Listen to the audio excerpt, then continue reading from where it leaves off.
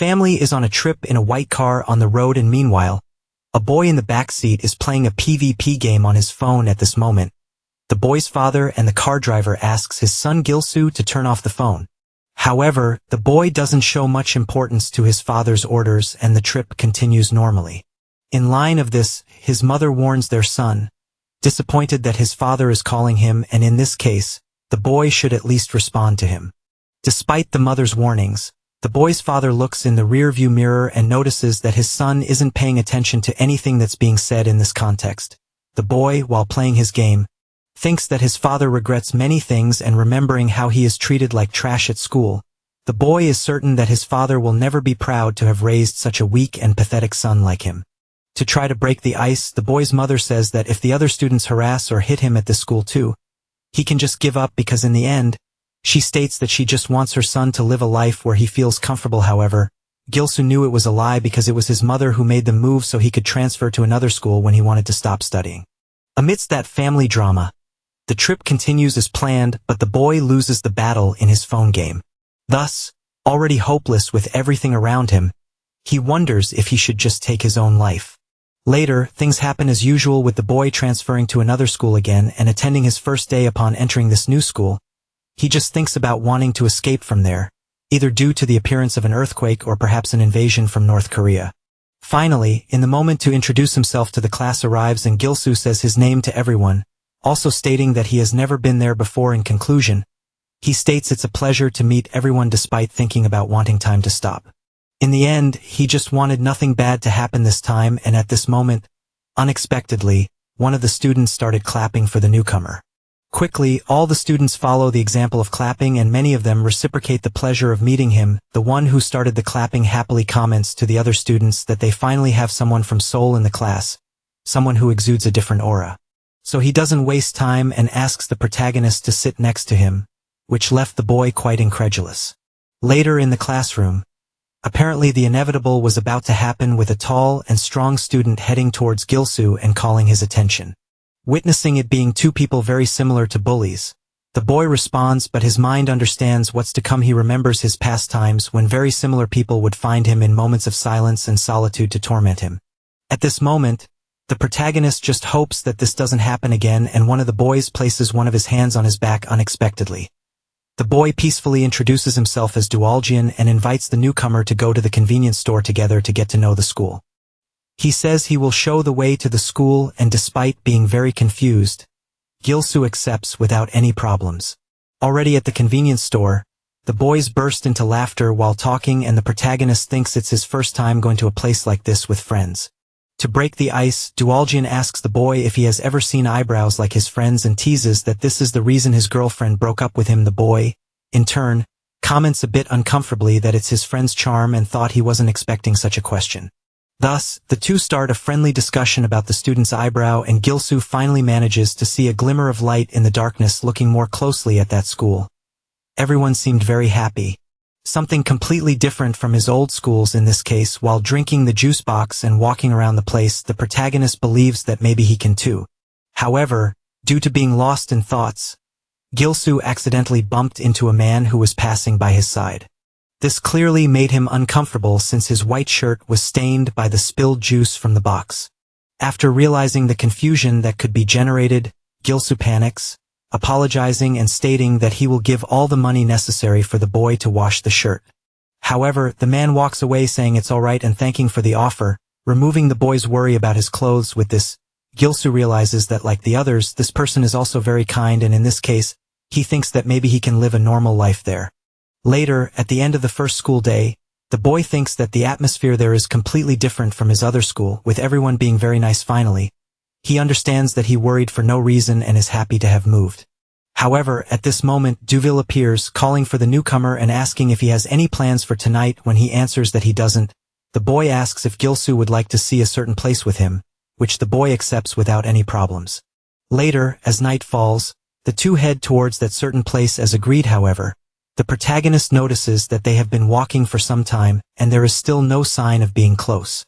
In light of this, the boy asks where his colleague is taking him, as he already feels like they have been walking for a long time. In this case, Duville says that the place is indeed a bit far, But the boy needs to go there since he is new at the school. The protagonist is quite confused about needing to do something that he doesn't know what it is. However, he starts thinking that they are moving further and further away from the city center. Duville, in turn, asks if the boy has ever fought boxing or something similar in his life, and the boy replies that he hasn't. Then the senior advises that the boy will need courage for what they are about to do, but as they are very close to the place, the man tells his colleague to hurry up and drops the subject for the moment. Gilsoo definitely hadn't noticed before, but his colleague had many scars on his body. With this, he remembers the bullies from his past who used knives and other bladed weapons to torment him and thinks that maybe he is getting into a trap. Understanding what he is getting into, the protagonist stops walking and tries to escape the situation by saying that he has an appointment at the moment. However, Duville grabs him by the shoulder with a serious expression, saying that they are almost there. In view of this, he asks the newcomer to at least come and see the place once, as it is said that he will like it. Later that night, the two finally arrive at the intended place, and Gilsoo regrets it because he let himself be led like a helpless fool. In this situation, the boy understands that, in the end, it was all just another lie in that kindness and those friendly smiles. So at the moment the gate opens, the protagonist thinks he is going to be harassed again and closes his eyes, expecting the worst. However, upon opening his eyes, the boy finds himself facing a completely different reality than expected, seeing two people fighting in a ring. Amidst that fight, the students are extremely excited and cheer for their bets on the two. At this moment, one of them lands a powerful kick to his opponent's face, and the protagonist is impressed by this. But then it's time for the fighters to switch. Duville laughing comments to the newcomer that he must be in shock, so the boy really asks what this place is. Thus, the senior informs that this place is the school's fight arena and the greatest privilege offered to the students. For a moment, the protagonist doesn't quite understand what is happening, and at this moment on the stairs one of the fighters calls for the senior. He, who is the president of the high school student council at Six Gate School, asks who the boy next to his friend is. Then Duville explains that the boy was transferred to his class today, and the protagonist thinks about how intimidating that high school student is. The boy from before calls the senior to the ring, saying he has been waiting for him and stating that you will make him regret, mocking his eyebrows in this case. Duville hurries to get into the ring without hesitation, and the protagonist realizes that it is his friend from before. To introduce himself, the big guy says he is Chun Jang, the president of the student council of the school, and after the formalities of welcoming Gilsoo, he is impressed by the size of the man in front of him. Looking back, the protagonist notices that all the students are paying attention to the fight happening in the ring. The two land powerful punches on each other's faces, making the boy question the reason for the fight, since in his mind, they are friends. Chun, in turn, gets excited due to the quality of this year's freshmen and praises them loudly. In light of this, the boy becomes even more confused, not knowing who the student council president really is. With his arms crossed and feeling proud, the man comments that this is the true face of his school, and the protagonist apologizes for not understanding. In this case, Chun explained that as the boy had already observed, there were no bullies in his school. However, like any other place, they also have violence, but the difference is that it is reserved for just this space. The president knew that the boy had gone through a lot in his old school, so he stated that he could vent his frustrations here because this is a school where everyone is equal in terms of violence, being the famous and respected Six Gate School fight arena. Saying he doesn't like anything too complex, Chun states that he won't keep himself, so the boy's attention is necessary at this moment. The first rule of the place is that only Six Gate School students are allowed there, and entry is not allowed in case of graduation or any other reason. The second rule is that all fights are unknown without the use of weapons, and a third person cannot be involved in any way. Finally, the third rule implies that a student council member must always be in the ring to serve as the fight referee and also decide the result. Suddenly, the man appears happy to have found the protagonist in that place. He asks for the smile where the newcomer has been all this time, and Gilsoo remembers that this is the man he bumped into earlier. Then the student invites the protagonist to fight to make up for the cleaning fee of his shirt, so Chun pushes him forward, happy that the newcomer already has an opponent because in his mind, nothing is better than learning by doing. However, Gilsoo is reluctant. In light of this, the student council president informs the fourth rule, which prohibits any kind of violence outside the fight arena, with any disagreement having to be resolved in the ring. However, the most important rule of all was for the fighters not to be intimidated by fear and just focus on having fun. Inevitably, Gilsoo ended up in the ring but couldn't stop thinking about how he could have fun in a fight since his routine consisted of being beaten up. After a few moments, the referee raises his right hand telling the fighters to get ready even though he is already there. Gilsoo believes he has no chance of winning a fight against someone like his opponent in the end. His 3 years of experience as a bullying victim were telling him to get out of there as quickly as possible. Quickly, the gong sounds and all the students cheer for the fight that is about to start. One of them, however, comments that the newcomer is really unlucky to be chosen by In-hae Kong on his first day, and another one asks if the student is famous in response. The first one says that In-hae is that guy's younger brother, and the circulating rumors indicate that he came to the school this year. After waiting a bit, the man realizes that the protagonist is not going to attack him, so he says he will go easy on him since it's his first time. Gilsoo, however, has his body frozen due to the strong fear he is feeling at this moment and is very anxious about everything happening so suddenly. Since his opponent is not coming to him, In-hae decides to take the initiative and runs towards the protagonist to give him his first punch. In light of this, Gilsoo becomes even more scared and starts trembling, thinking that the big guy is going to beat him up. This makes the protagonist start feeling sick, and inevitably an unforeseen event happens in the ring. Definitely, this is not something the students or even his opponent, who is now completely covered in vomit, were expecting. Despite taking everything in stride until now, the boy's act makes In-hae truly angry, and at this moment, a pause occurs, allowing space for the students' comments about the fight's prototype presented. They laugh a lot about what happened, but In-hae is not happy at all, repeatedly ordering for a towel to be brought to him. Gilsoo, on the other hand, while feeling sick on the ring floor, wondered how he could hit someone, even being someone who has never rebelled in his life. The next day at school, rumors circulate among the students about the previous day in the fight arena, with the newcomer vomiting on his opponent. Hidden inside a bathroom stall, the protagonist hears everything while trembling with fear, thinking he is completely doomed. Initially, he thought this was a normal school, but suddenly a parallel fight arena was presented to him against his will. The boy remembers the student council president's comment about having fun, but he knows that when put to the test, he won't even be able to throw a punch, and something like the previous day will likely happen again today. However, a glimmer of hope appears when Gilsoo remembers that there is no violence inside the school, meaning he might avoid the arena back in the classroom. Chun is very busy, striving to complete 1,000 push-ups. And despite requiring a lot of effort, after a long time, he manages it even with the added weight of 2 students on his back. With this, he boasts about his achievement, and the protagonist is impressed that he is just a high school student. After his morning push-up routine, Chun asks if the newcomer wants to ask him something. Awkwardly, Gilsoo explains that he has something he would like to ask about the fight arena. In this case, the president asks if it's about his vomiting ability, and at this moment the other students join the conversation, recalling it with good humor. However, the protagonist explained that it wasn't about that. The real reason he came today was to say that he would not go to the arena anymore. With this, everyone is surprised and even a little scared by the declaration, which makes Chun question the reason since the boy hasn't been hurt yet. Gilsoo then explains that he has no confidence to fight another person and doesn't find it fun to hit someone. The boy doesn't understand the logic behind the fight arena, and so he continues with his request not to go back there anymore. In response to this declaration, the student council president understands the message, implying a free pass to assault the boy as much as he wants from now on.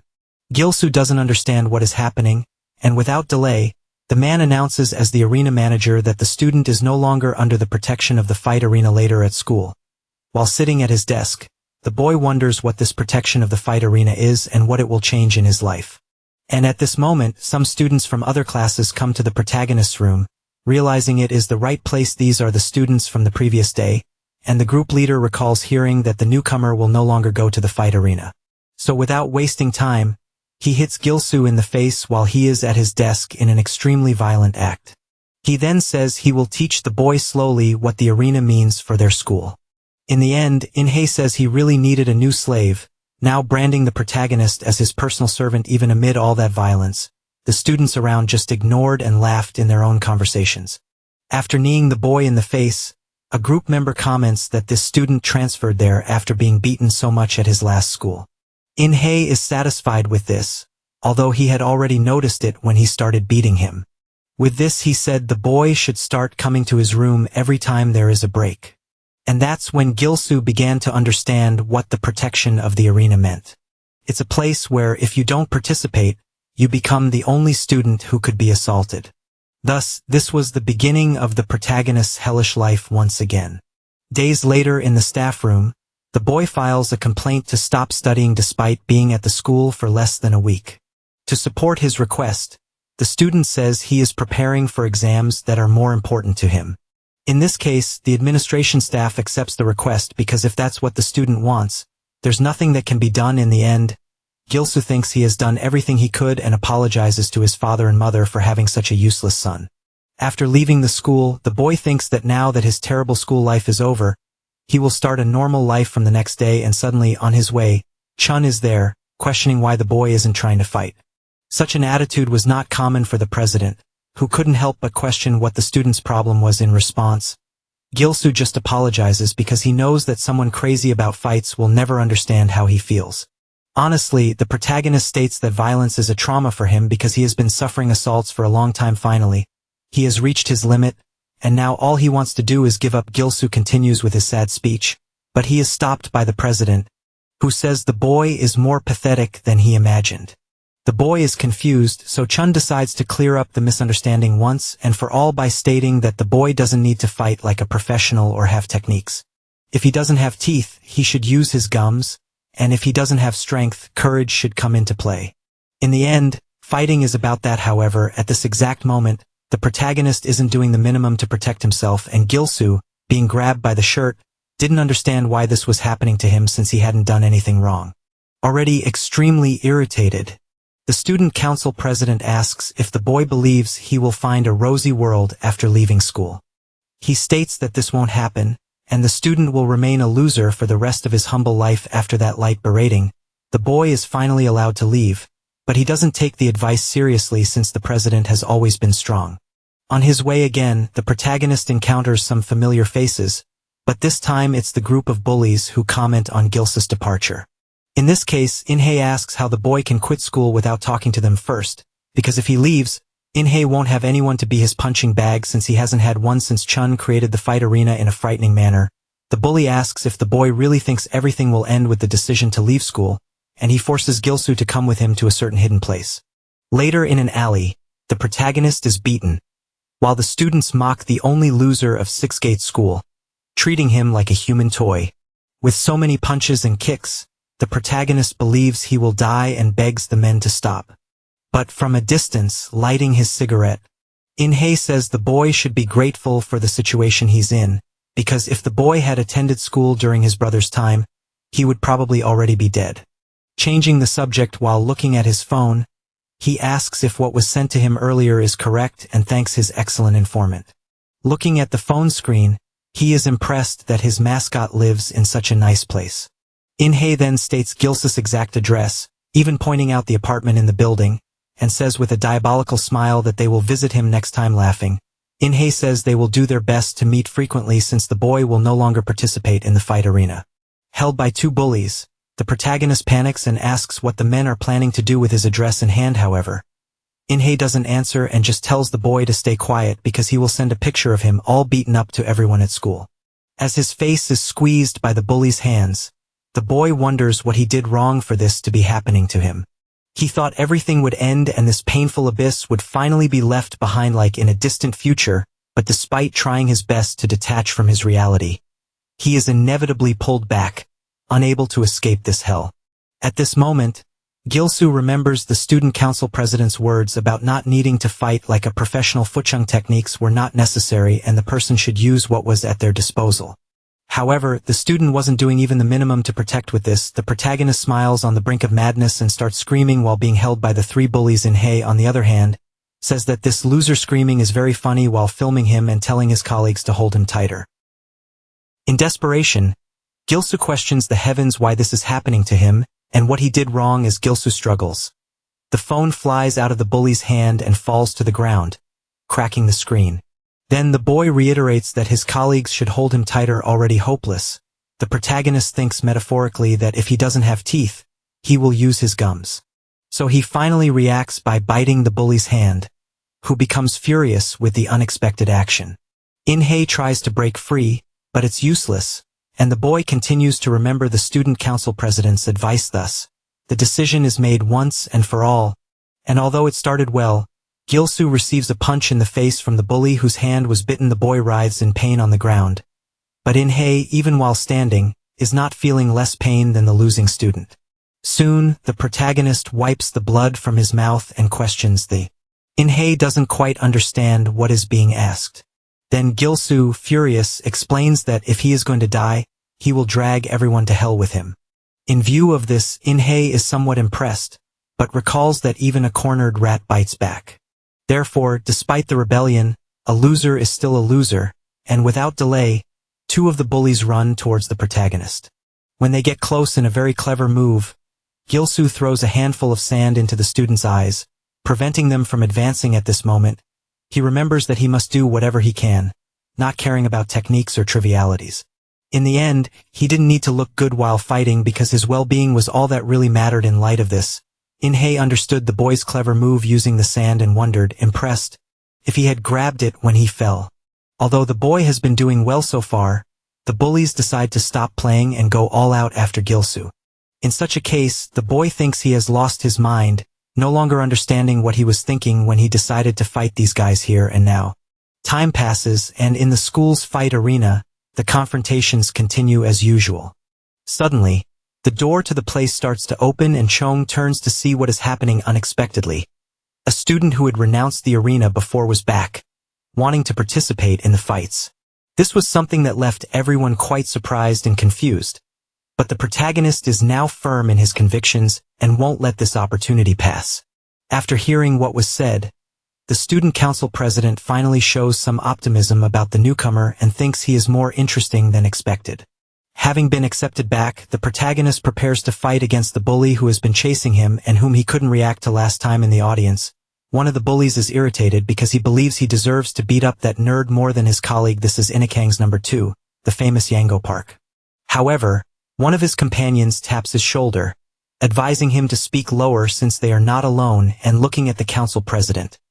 Yango says he already knows the precautions that must be taken there. At this moment, unfortunately, the protagonist is losing the duel, having just received a punch in his face and a knee to his stomach, followed by another punch. Very proud of himself, In-hae mocks the boy who thought he could do something when facing him unknown. Then another powerful punch hits the protagonist's face, and the bully says that the boy's illusions are quite pathetic. He lands another blow, this time a kick to Gil-soo's face, and grabbing him by the shirt, the bully asks if his opponent has had enough time to regret. However, looking into the eyes of the boy who used to be defenseless, he was now staring back with a determined look, which greatly irritated the bully. For this reason, In-hae resorted to humiliation, starting to slap his opponent's face while saying the boy was just a fool trying to fight back without knowing his place. With more and more slaps, he tells the boy to accept his fate as a loser and stay quiet, because his world is not like TV cartoons or magic happens. And to end his speech with a final touch, he finishes by landing another kick to the protagonist's face. The students witness the fight, impressed by the senior's strength, but they can't help but worry about the newcomer's well-being as he is getting beaten up a lot. In such a case, the bully believes he hasn't gone too far since his opponent is still alive, but unexpectedly, Gil-soo starts to get up again like a true hero, ready to continue the fight. In-hae then wonders what is happening, because his last blow should have knocked the boy out, so he approaches the boy, telling him not to push his luck, because if he keeps insisting, he might be killed.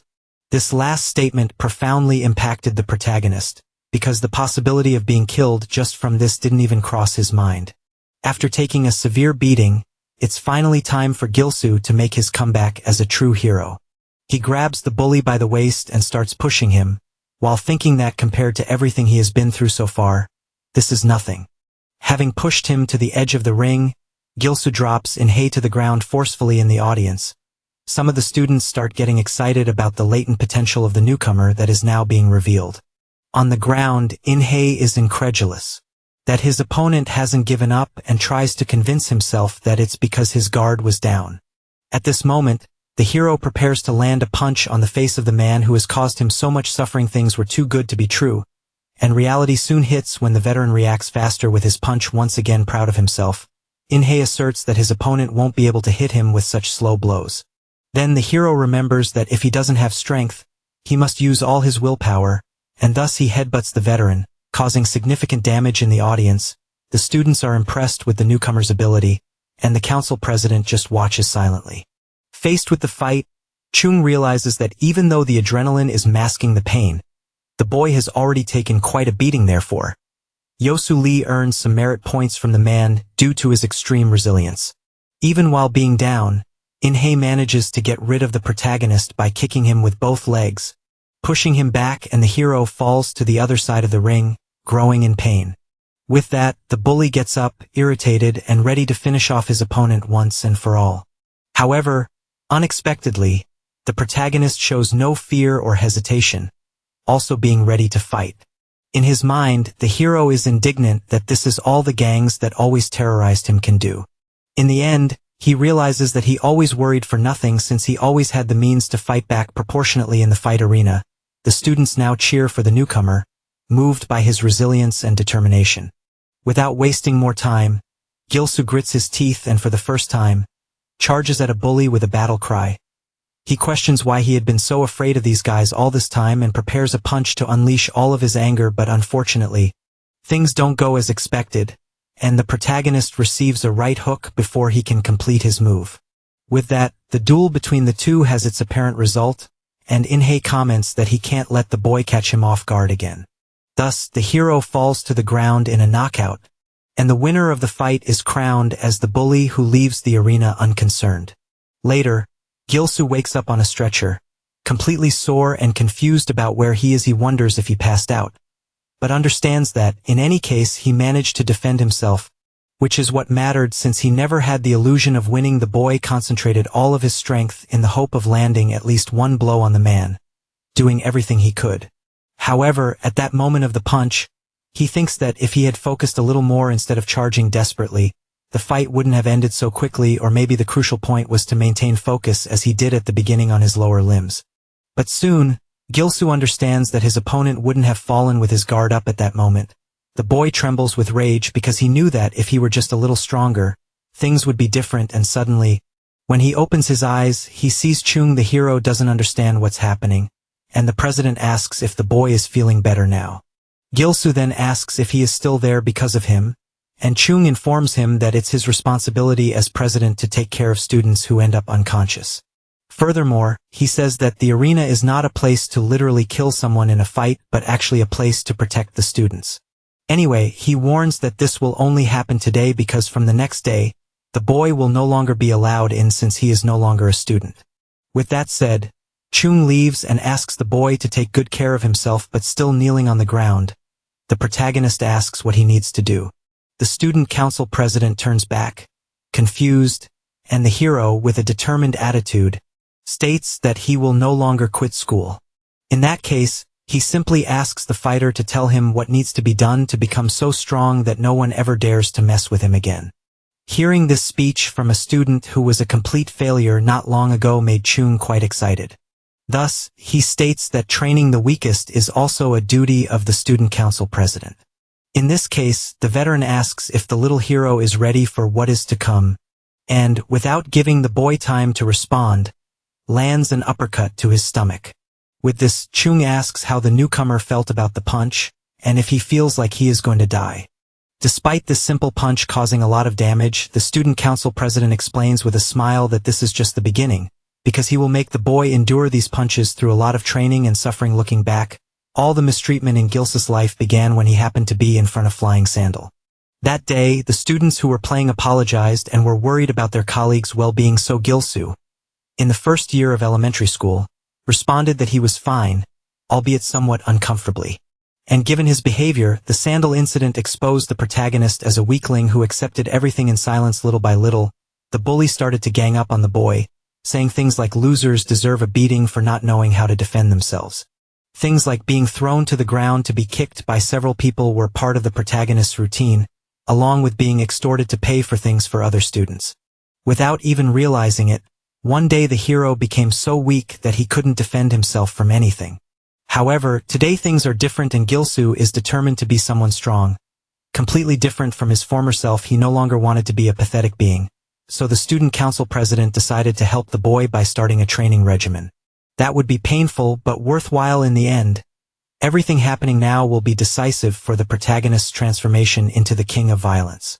Later at school, the hero complains about the pain in his rib and considers the possibility that he has broken something, but he remembers that Chun called him to meet during breaks to increase the progress of the boy's body strengthening. Despite these words coming from the president's mouth, Gil-soo is still a bit reluctant. However, suddenly someone calls the protagonist. It's Dubal, who is surprised to see his colleague there because he thought he had given up. In response, the protagonist says he changed his mind, so his colleague gets excited that the newcomer is finally starting to like the fight arena. Thus, he hugs Gil-soo amicably and praises his courage, making him a bit embarrassed. However, suddenly at the top of the staircase, the group of bullies appears again, and among them, the leader is happy that the punching bag has returned. In light of this, he asks if the boy came for revenge while laughing in his face. As he gets closer, he says the newcomer needs to know his place because he might end up being killed next time. After witnessing this arrogant attitude from the group, Dubal is surprised to look at his colleague, who shows no trace of fear, only anger. Gil-soo then thinks, determined, that he will become stronger so that he never loses to scum like him again. Later on the rooftop, the boy takes a punch right in the middle of his face and then receives another even stronger one in his stomach. Chun tells the boy to keep his eyes open and not be afraid to look directly at his opponent's fists.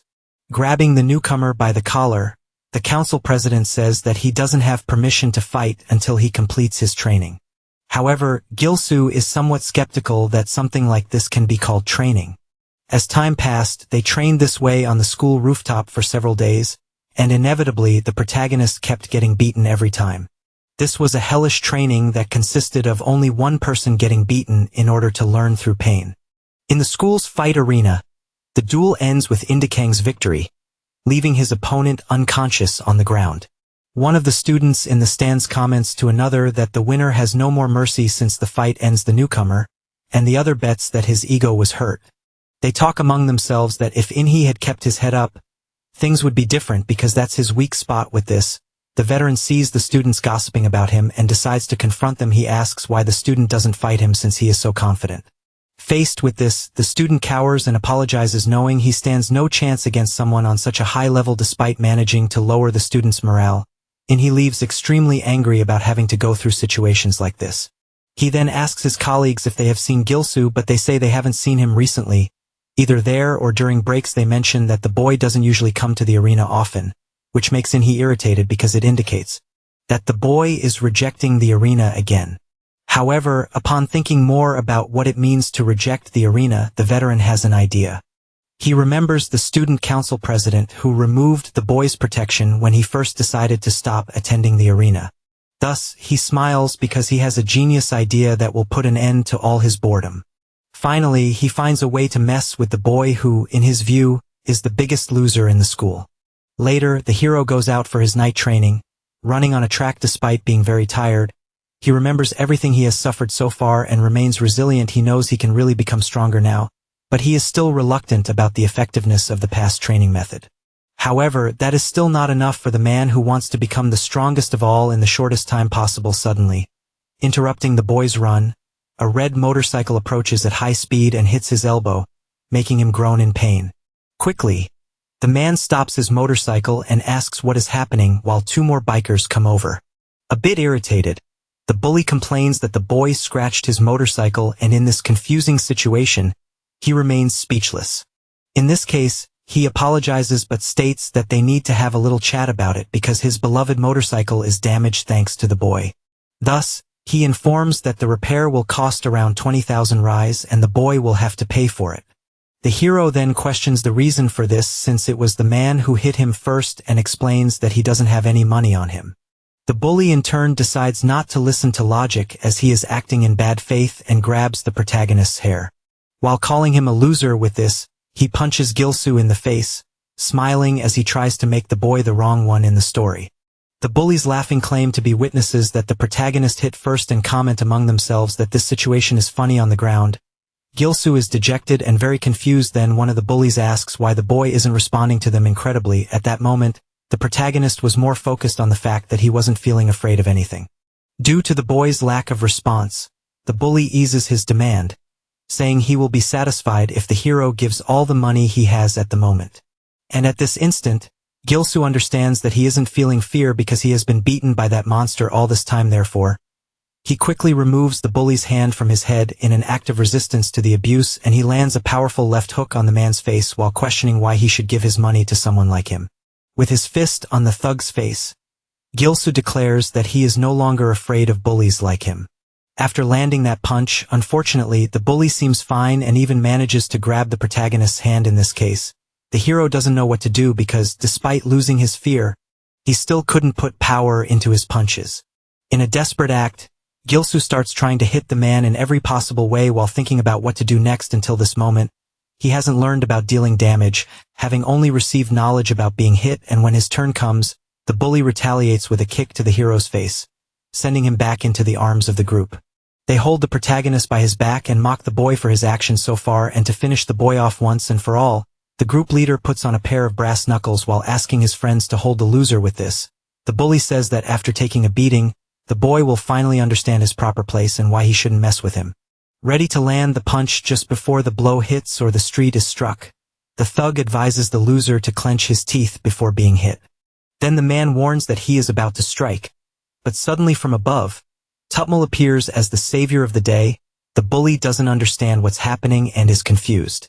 But without giving him time to react, the protagonist's friend delivers a knee strike. This makes the man fall unconscious to the ground and leaves the hero quite impressed with his friend's skills. With a smile, Dul realizes that the victim of the assault was actually his friend and notices that one of the thugs is behind him, ready to attack.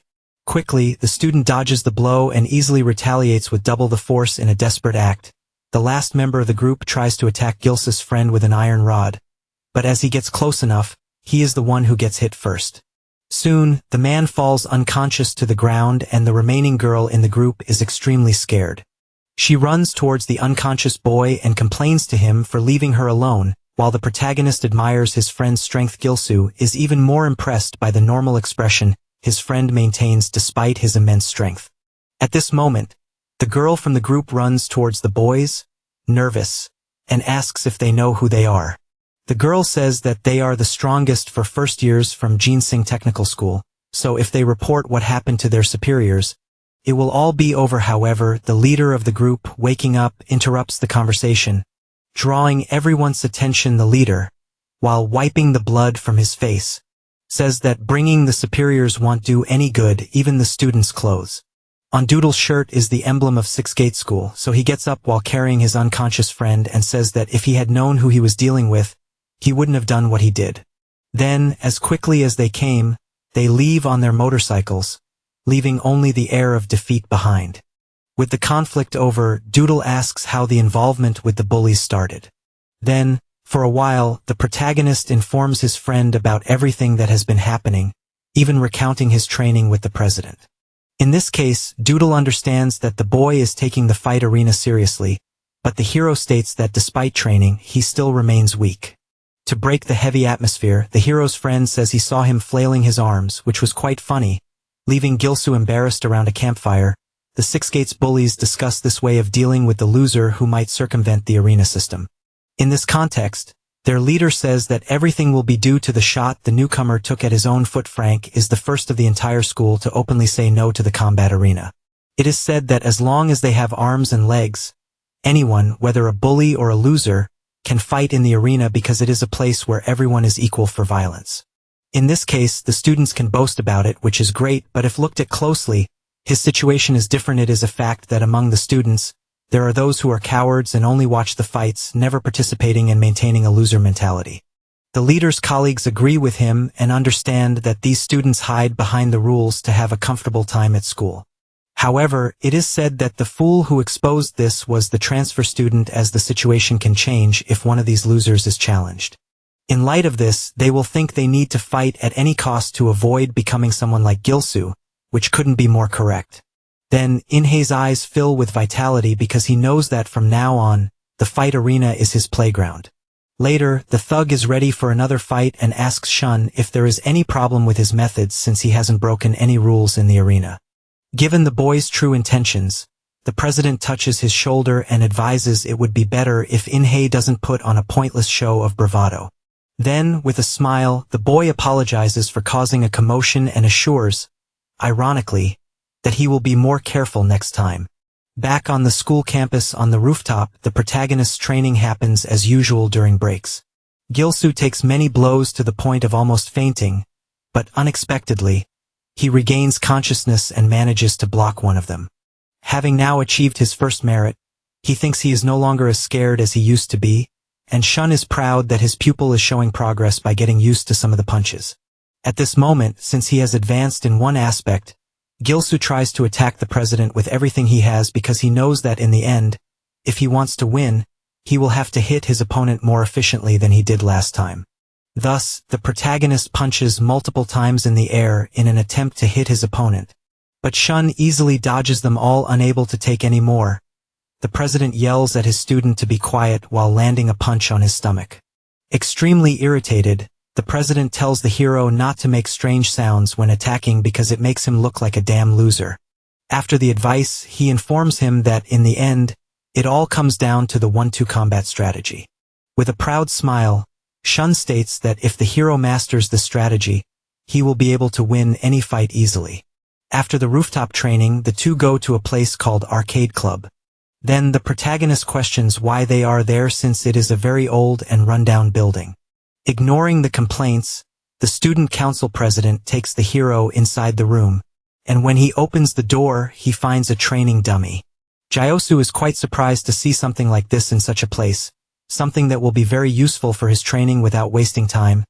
Shun begins teaching the newcomer, telling him to raise both fists to chin level and tuck his chin down.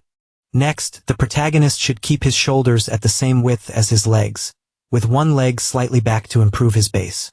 With this, the number 1 punch should be thrown with the left hand in a move called a jab. Then for the number 2 punch, all the fighter's weight should be placed into it, making sure to rotate the hips and use the body weight to land a powerful blow. Despite being a very strong punch, the scoring machine only registers a 1, and the hero is impressed by his master's punch strength. After the theoretical lesson, it is finally time for Gyosu to show what he has learned so far. He remembers that the first punch should be thrown with the left hand lightly to gauge distance, then follow up with a right punch using hip rotation. Thus, Gyosu gets excited and believes he is finally getting the hang of it. But unexpectedly, the punch machine registers the same score as before when hit by the student council president. To teach the protagonist better, Shum lands a proper punch on the dummy while stating that weak punches won't do any good. It is mentioned that the punch machine has been broken for a long time and doesn't work well without the precise impact now registering 2 points. With this, the hero needs to hit hard enough for the machine to register the punch, only then will it be approved that he can deal damage to his opponent. In this case, the big guy orders the protagonist to find his own way to make the score go up and not to appear in front of him until he achieves the maximum points at school. A boy looks and notices a message from his girlfriend saying that they don't match and should go their separate ways. This boy is the one with the thick eyebrows who doesn't understand why this girl is acting like this again since she was fine when they went out the day before. Suddenly, the boy accidentally bumps into another student and then apologizes, saying he didn't see him. However, this man trips the boy with thick eyebrows, making him fall to the ground and crack the side of his phone with a proud smile. The man, along with his group, apologizes, saying he accidentally bumped into him. And already on the ground, the bullied student asks if this was intentional, which the bully denies despite acting in bad faith, still not wanting to admit it. In any case, he says that if they have a problem, they can solve it in the arena, and with this proposal on the table, the bullied student cowers. Avoiding eye contact, he quietly accepts that it was his fault for not paying attention, and the students around observe, scared. Thus, the man leaves while claiming it wasn't school violence, convincing the boy through fear that it was all just a mistake. With the bully's departure, Dul steps in to help his friend who is lying on the ground. As he holds him in his arms, he asks what just happened, and since it was intentional violence, he recommends they report it to the guidance council. However, the boy with the thick eyebrows decides to downplay the incident because he knows it's not worth making a big fuss with this kind of people. Since he wasn't the target of the aggression, Dul respects his friend's decision, but remains extremely angry. Meanwhile, in the cafeteria, Yasu devours a plate of food and thinks that during his week-long punch training, his hunger has increased significantly. Lately, he believes he has punched that machine hundreds of times, but the score remains the same, showing how difficult it is to improve. Suddenly, in the cafeteria, The bully from before appears to torment another student with a smile on his face. The blonde dumps his entire tray of food on the protagonist's face and pretends not to understand the situation to try to downplay it. However, right after that, he slaps the hero's back hard and tries to disguise it as a friendly reunion gesture. More and more slaps hit Yasu's back, and the blonde keeps saying it's good to see him again after so long with his hands raised. The bully asks if the boy is still the same as always before continuing to hit him. Later, after the cafeteria incident, the group of thugs discusses what happened with great enthusiasm and remembers that the boy even apologized with that. They say the next step is to catch Yasu in the arena and show him what happens when someone decides to mess with them. Thus, the blonde claims he will handle it, not needing the group leader's interference in such a trivial duel.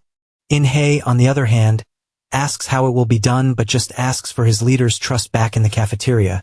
When the tray of food was thrown at the protagonist's face, he grabbed the bully's arm with a serious expression.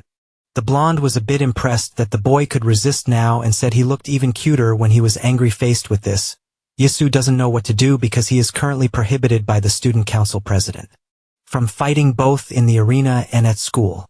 However, he believes that with things reaching this point, he has no choice since he has been training hard until now. Fortunately, before making a decision he would bitterly regret, Duel intervenes by throwing his tray of food at the aggressor's face. The bully is surprised that this is happening, and Duel says that when someone is eating, not even a dog should be disturbed. With his face completely covered in food, the bully yells, asking who was responsible for this. Determined to see justice served, Duel stands up, taking responsibility for his actions, and says that this bastard needs to know his limits. With his face completely covered in food, the bully furiously asks if the student is crazy or wishing for his death. In this case, he apologizes and says that this isn't school violence, which only angers the bully more. To explain, Duel says that his hand just slipped, accidentally causing the tray to spill. Thus, the boy tells the bully that he has wanted to fight him for a long time, and this is the perfect excuse for the fight to happen. Therefore, he tells the blonde to show up at the fight arena that afternoon to be properly educated. Later, the hero goes to his friend and apologizes for making him do all that to protect him, but Duel says he acted for another reason. Duel says that although it seems like he has been trying to defend the boy from the beginning, he had no intention of fighting in the end. The veteran had wanted to educate that gang for a long time because he couldn't stand the way they acted in the fight arena. Faced with this, the protagonist doesn't fully understand, so Duel sits down to explain the recent events since the boy doesn't usually frequent the arena. The veteran explains that these bastards have been unilaterally choosing the weak to assault in the ring, using lame excuses to justify themselves. It is said that when the students get scared, they mention the day the hero refused to participate in the arena and lost its protection. Duel hadn't had the opportunity to confront them until now, but finally managed to, which is good because he couldn't stand watching the fight arena this way. The hero decides to sit down as well and asks why his friend wants to protect the arena so much. Since he is strong, it doesn't matter to him whether the place exists or not, so he questions the reason behind it. In this case, the veteran explains that he also had a dark period in his life, just like Gilsu years ago. Typical local bullies used to intimidate the man who is now strong and fearless while Duel was pinned against a post with embarrassing drawings on his body. They decided to force him to drink coffee mixed with urine. In the past, the veteran was fat and shy, frequently bullied since middle school.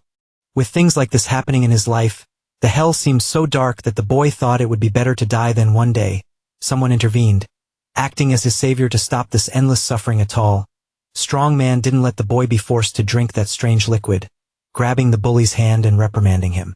After being freed, Duel went to the man to thank him and ask for his name. With that, the man handed a paper to the boy who was being bullied by his peers. He then asked if the boy would like to try diet boxing, a kind of training that strengthens the body while teaching martial arts. In the end, it turned out that his savior was the director of a nearby boxing gym. And after that, Duel tried boxing for the first time. Soon, he became obsessed with the sport, trying to improve more and more and evolving exponentially. Finally, after a long period of training, this is how boxing transformed the boy's life. After that, Duel returned to school, no longer accepting being bullied and put down. Those who used to beat and belittle him now begged for mercy, apologizing for all their past actions. Thus, the boy imposed himself in the hierarchy of his school, and no one ever dared to bother him again. The veteran explains that even the bastards who posed as tough guys were nothing when confronted. Besides, he says that although the combat arena rules are a bit excessive, it's a place where one can use their own power without being suppressed by fear. Therefore, this is why the veteran wants to keep the fight arena so much, and he asks the newcomer to watch as he takes down his opponent tonight. Later, shots are heard in the arena, and the duel between the two students is finally about to begin. The bully, with a proud expression, comments that he doesn't know why he was challenged to fight there, but warns that it was a stupid decision by Duel. In this case, Duel asks if his opponent is there to fight with words or fists, and the blonde warns that his opponent will regret this haste. In the audience, the protagonist cheers for his classmate, hoping a good lesson will be taught to that gang member. Thus, the fight finally begins with a signal from the student council referee. Due to his arrogant personality, the blonde takes the initiative and charges with a left punch that misses its target. The bully is then impressed that the boy managed to dodge, and more punches are thrown. But none of them land. Unlike the bully, the veteran lands a punch on the face, sending the blonde flying backward. Seeing this, the audience begins to be impressed with Duel's skills, especially praising his reaction speed. The bully, for his part, bleeds from his nose, thinking that his opponent is faster than expected. Upon closer analysis, the blonde understands that boxing is his rival's martial art and notices that his footwork is excellent. Without wasting time, Duel charges forward, throwing several jabs which scare the bully due to their speed but disappoint him in terms of strength. In this case, he believes he is the strongest there and now returns to the offensive with more confidence. After understanding his opponent's fighting style, the blonde manages to penetrate his guard, but just as he is about to land a hook, Duel's fist meets his. The bully is sent flying backward with a strong impact to his chin, making the veteran proud. Seeing this, the bully realizes the hard way that the opening in his guard was a trap to land that punch. As the fight heats up, the audience becomes more and more excited, and Gilsu starts to see hope as the bully Park hasn't landed a single punch yet. The audience also begins discussing Duel's strength and speculates that the blonde's winning streak might now be interrupted. However, even though everything seemed fine at the moment, Gilsu is very worried to discover that Park was on a winning streak. Back in the fight, the bully tries to attack desperately, but the veteran easily dodges all the blows. In this case, already very irritated, Park wonders why he can't land a single punch. In response, Duel mocks his opponent for trying to throw long attacks even though he hasn't been able to land precise ones, and while landing a jab on Park's face, he tells him that small punches need to connect so the bigger ones can land too. With that, after a powerful right punch, the bully is thrown to the ground and Duel mocks him, questioning why he looks for fights when he's so weak. Furthermore, Duel tells the blonde to stop looking for trouble out there to avoid getting into a worse mess someday. At this moment, after regaining some energy, the bully looks at the stands and notices the presence of his leader among the students. In here, he looks at Park with a strong, murderous intent, and in his mind, the bully hopes that his leader won't worry anymore because he won't lose after taking so much of a beating. The thug stands up and admits that his opponent is better than him at boxing. However, at this moment, he states that he will handle the situation appropriately, so he raises his knees above waist level, which surprises the veteran. With that, Park reveals his true fighting stance in real fights, which is quite different from the one commonly used in boxing. Finally, with a serious look in his eyes, the boy challenges Duel to try to attack him if he can, considering his opponent's fighting stance. Duel thinks that a kick might be used against him. In this case, he charges at the boy with a kick, attempting to surprise Park with the same move. However, after landing the kick, Duel feels pain because he hits the bully's shin, which for some reason seems very resilient. Park tries to land a right punch, but the veteran manages to dodge and thinks it's better to increase the distance between them. However, the bully doesn't allow this and continues to advance to attack. Park prepares another kick, this time aimed at the head, and Duel believes he can block it with his arm. However, when he blocks it, he feels the force of the kick, which hits him like a massive iron pillar. As a result, the boy is thrown back by the bully's kick, who is now using a martial art with Muay Thai characteristics on the ring floor. The veteran wonders what's wrong with this level of power, because even though he blocked it, the damage was still considerable. Without much time to think, Park approaches and lands another kick, this time fracturing Duel's right forearm bone. As he tries to block it, everyone in the arena can hear the bone crack, which scares the students, especially Gilsu, who was previously hopeful. The veteran manages to increase the distance between them for a short period. In this case, The bully asks what his opponent is doing and tells him to come at him the same way he did earlier. In his mind, Duel doesn't understand why his rival's kicks are so strong, but realizes that they are on a completely different level from the punches. After charging forward once more, the veteran wonders if another kick will be thrown and prepares to dodge since blocking causes immense damage. Unexpectedly, what came was a punch that landed precisely on the boy's face. Then more and more punches followed, all hitting their mark. In such a case, Park laughs, proudly saying that now his blows are landing. And Duel realizes he's so worried about the kicks that he can't even react properly. Thus, the bully recalls what was said about not ruining the fight arena and mocks the boy, stating that he is a nobody. In this way, he lands a low kick to the veteran's legs, causing immense damage since the legs are the main base for a boxer. Duel falls to his knees, and now the blonde finally takes control of the situation, saying that someone so weak should never dare tell him what to do. With his legs giving out, the moment arrives for Park to finish everything by delivering a kick that will end this fight forever. The blow approaches, and an intense noise echoes throughout the fight arena hall.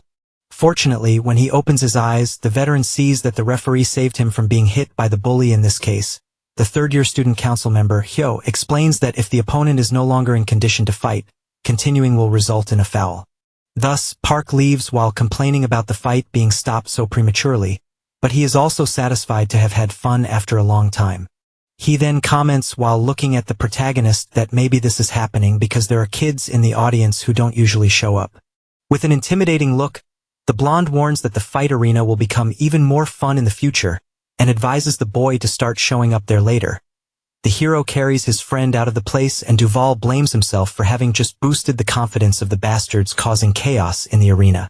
To comfort the veteran, the protagonist recalls that he was winning at the beginning and only lost because of the kicks. The boy agrees because, strangely, the bully's kicks were very strong enough to leave him scared and unsure of how to react. After finally reaching their destination, the veteran thanks him for the help and asks if his friend wants some water. The protagonist declines, saying he has somewhere to go, which seems odd given the time, but he decides not to explain at the moment. Thus, Duval is left confused, not knowing where his friend is going in such a hurry. A few minutes later, in a room in the third block, a pair of sneakers is opened in a box, and the man who received them asks why they are being delivered. The student responsible for the gift then explains that it is because the gang accepted them, and this is an act of appreciation. Despite understanding, Inhei says he cares more about talent than appreciation, so the student in question says it's not a problem for him either. In any case, for the sadistic smile, the gang leader asks them to do their best from now on. Right after that, Park enters the room and informs his leader that Gilsoo most likely won't attend school that day. Thus, Inhei asks why, and Park wonders if it's time for them to beat him up. Unexpectedly, the gang leader changes his mind and says the situation has changed thanks to the blonde. Initially, Park is confused, not understanding his leader's plans, so it is soon explained that after defeating Duval, they proved their strength. It is said that those who knew they were weaker than the veteran are now super scared.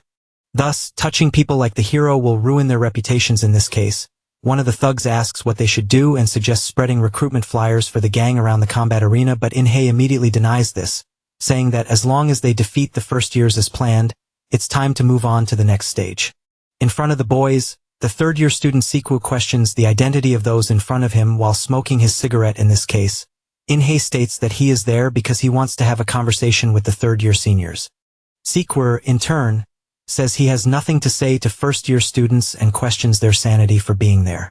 In light of this, the group leader understands how the third-year students view him, but explains that he knows they are from the same legendary generation as his brother. After hearing this statement, Siku realizes that the little boy in front of him is the younger brother of the bastard he knew in the past. Inhei provokes the man by saying that since he was left aside by Jang Chun, he went to hide among the seniors. Not wanting to back down, Siku charges at the boy, grabbing him by the neck, ready to finish him off. However, before anything happens, the gang leader explains that he's saying this because he's disappointed. He said that since then, the veteran's life had been a solitary struggle, but not anymore because he ensured the situation just changed. After hearing those words from the younger brother of the man who used to be his leader, Siku calms down considerably. Later, on the school rooftop, one of the students says they need to take action in the combat arena. The referee informs the student council president that many students are using the rules to undermine the foundation of the place. Thus, he says they cannot just watch the immature actions of the first years, especially since one of those involved is Kang's younger brother. In this case, though disappointed, Chung says that despite the rules being abused, rules are rules, which makes the referee even more irritated. Then, to end this discussion, the president explains that, unfortunately, even if he decides to resolve the situation, the combat arena will no longer be the same as before. After hearing his superior's speech, the student has no more arguments to oppose him, so he decides to remain silent with that. Suddenly a call from first-year student Lee Gil-soo is requested on Chung's cell phone. Then, Chung warns the boy again not to contact him until he can achieve a high score. Noticing the protagonist lying on the ground, he asks if by any chance he had given up. However, Yozob responds that he called Chung for a reason because he had already achieved a high score, asking Chung to teach him the next step. Sometime later, our protagonist was running and confused, wondered where he was going. Meanwhile, the protagonist was having a flashback of that boy from before, thinking that he needed to get even stronger. A little later, he ends up returning to that training, dumbing to practice a bit, thinking that the only thing he could do, since he had nothing else, was work hard to remove those weak punches, and if he struck it tens of thousands of times, surely he could manage it. Remembering Chang's words that he needed to hit hard enough for the machine to register the punch, as only then it would prove that he could inflict damage on his opponent. For this reason, he needed to find his own way. Thus, for the boy, he lacked weight and strength, so it would be better to widen his stance more than theirs. Soon after, he prepares to attack again, delivering an upward punch to the training dummy, and as a result, manages to score number 3. Sometime later, night had already fallen and yet Jiho was still training. Thus, his score was constantly increasing. Gil-soo, still not giving up, had bloody hands, where he finally achieved a score higher than 9,000. Then, we return to the present, where the protagonist was asking the man to teach him the next lesson. Surprised, Chung mentions that it was faster than expected. Then, the boy responds that he had no choice because he didn't have time to stay in a place like that. Next, Chung says they will move on to the next training, but first he should prepare because it was going to be very difficult. What? At the same moment, the protagonist ends up fainting and the man says that rest is also part of the training. Sometime later, Park was in the arena asking what all that was about because it wasn't even half of the people who usually came asking if everyone was afraid. But at that moment, a person enters the arena questioning who was afraid, stating that he needed to teach them since he had no respect. Park, surprised, thinks that he was from the student council. The man says he hated that dragon tattoo on his arm from the first time he saw it, and that was a good reason to wake up and fight. Meanwhile, the judge from afar was observing that conversation, thinking he couldn't just watch anymore. Then, another person appears entering the arena asking what was happening with that atmosphere, and he had heard that the fight arena was fun nowadays, so for that reason he had come to visit. But now that he had arrived, he was seeing his second-year student trying to fight against a first-year one. For that reason, he needed to tighten things up a bit. The judge, realizing it was Suku, asks how he dared come to that place.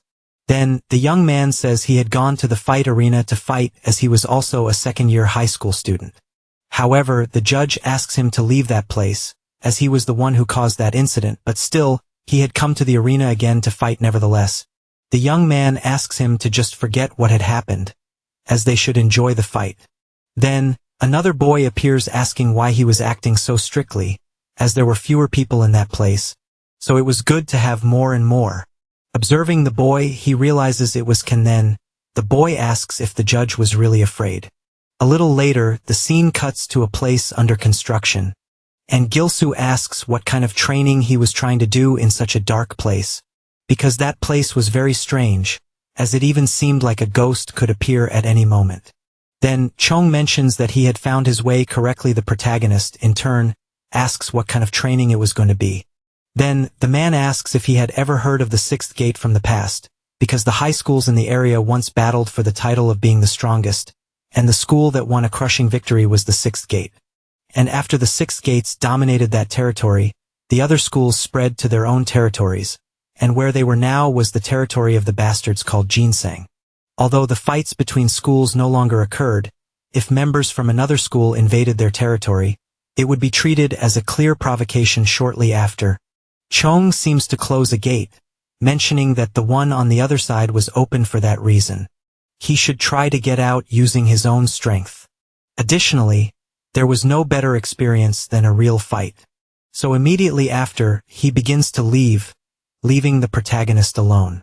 Some people seem to hear voices and arrive at the location, asking what that bastard was talking so loudly about in their territory getting off the bike.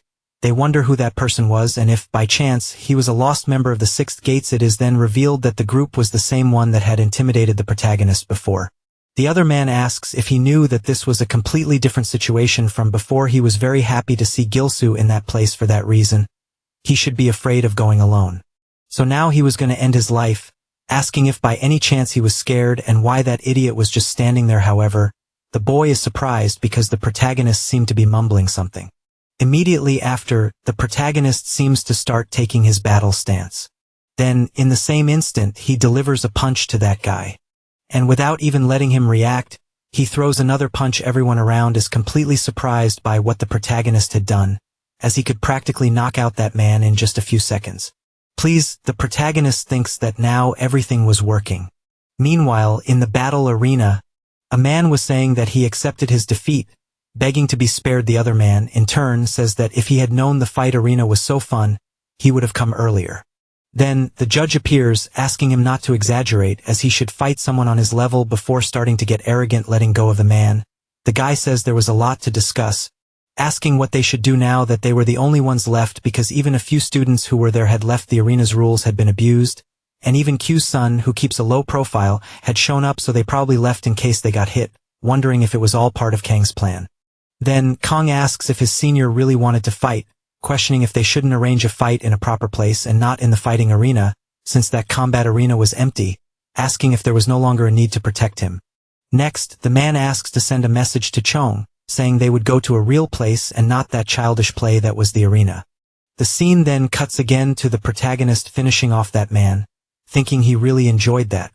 Charging at the protagonist, the other guy asks how he dared to use his fists in his territory, throwing a punch at the protagonist's face. However, it had no effect. Gilsu, in turn, mentions that his punches were nothing special, and immediately after, gives a hard slap that makes the boy fall to the ground. Then, in a matter of seconds, he punches the other guy too, causing him to fall to the ground as well. Confused, the man wonders what had happened to the protagonist in such a short period of time, questioning if he was really the same person he had seen last time. Then, that girl from before shows up, calling the protagonist an idiot, asking if he knew what he had just done. Then, several people start to appear behind her, and the woman mentions that he was screwed. Next, the man asks why a kid from the Six Gates was in that place. Surprised, the protagonist asks how many people were there. For that reason, it would be impossible to fight them head-on, and for that reason, he needed to add something else. Immediately after, the girl says he had no way out. Then, at the same moment, Gilsu grabs one of the motorcycles, thinking that if he couldn't fight them directly, he would have to use a tool. Thus, he starts accelerating, thinking it was much harder to drive than he thought. Then, the guys start laughing at the protagonist, saying he was an idiot for trying to do that. But, at the same moment, the protagonist throws the motorcycle, asking if he ever said he was going to ride it, telling everyone to get out of his way. Managing to evade the group, Gilsu starts running like a madman, thinking that if he fought those bastards one by one, he could win, but that number was too large to go against all at once. But, at the same moment, he seems to get an idea. Looking up, he sees a building, thinking that even though it wasn't the fight arena, it could be useful. Meanwhile, that group was still chasing the protagonist at the top of the stairs. The protagonist was provoking them, asking them to come up. The other man, in turn, says he must have hit his head while running to save his life, because now there was nowhere left for the boy to run. They advanced for the protagonist. However, at that very moment, he ends up receiving a fatal blow, and right after, another boy rushes at Gilsu. He also gets hit hard, and both, unconscious, begin to fall on top of their friends. The protagonist, in turn, thinks that on a narrow staircase he could fight them one by one, and thus he could be able to defeat them all and get out of that place. But at that moment, something seems to hit the protagonist, and immediately after, a boy appears from above, kicking him in the head, which causes him to fall down the stairs irritated. The boy says that he was eating a little when a guy from the Six Gates appeared in his sight. Gilsu, in turn, is surprised, thinking that he had never considered the possibility of someone being above him in that location then. Immediately after, he charges at that boy who, within seconds, ends up taking a punch from him, thinking that his strength was on a completely different level compared to everyone else next. The boy says he would give him 10 minutes to finish him off, and then hand him back. Then, immediately after, everyone begins attacking the protagonist. Meanwhile, the boy is still resisting strongly, thinking that fighting those men was leading nowhere. Meanwhile, that boy thinks that the new first-year kids are unreliable, since none of those men could deal with a single boy. However, the guy is surprised, and the protagonist, charging at him, says he doesn't need 10 minutes. Then, immediately after, Gilsu headbutts that guy who immediately falls down the stairs. Irritated, the boy asks how they couldn't stop just one guy, because if they couldn't catch the protagonist, everyone was going to be in trouble that day. Meanwhile, our protagonist was running away, thinking he had finally made it, and now just had to reach the back entrance, and right after, he finds the location. However, there were still some concerns as a motorcycle was following him, and right after, it blocks the protagonist's way toward the gate. Then, the guy gets off the bike, asking if it was the protagonist who had beaten up his sweetheart. Surprised, because he really couldn't believe it, asking if the protagonist was also handsome, mentioning that he liked cuter things. Not understanding anything, Gilsu wonders what that man was talking about. Then, that guy's henchmen show up next. The man asks if they had lost to that boy, asking them to wait a moment because he was going to show them a little love as well. However, the boy asks to let him handle that bastard. Then, immediately after, the guy, with a threatening look, tells them not to touch Gilsu. Observing the situation, Gilsu thinks that he was the boss of Ginseng School. Moreover, he was shorter than him and less muscular than Chong. For that reason, Gilsu felt capable of defeating him, charging at the guy, thinking he shouldn't waste time, and right after, he tries to land a left jab on him, which the guy easily dodges. The man, in turn, says that the boy was really cute for trying to attack him first. Then, after, he grabs the protagonist, who is completely surprised by his strength. He is then thrown to the ground.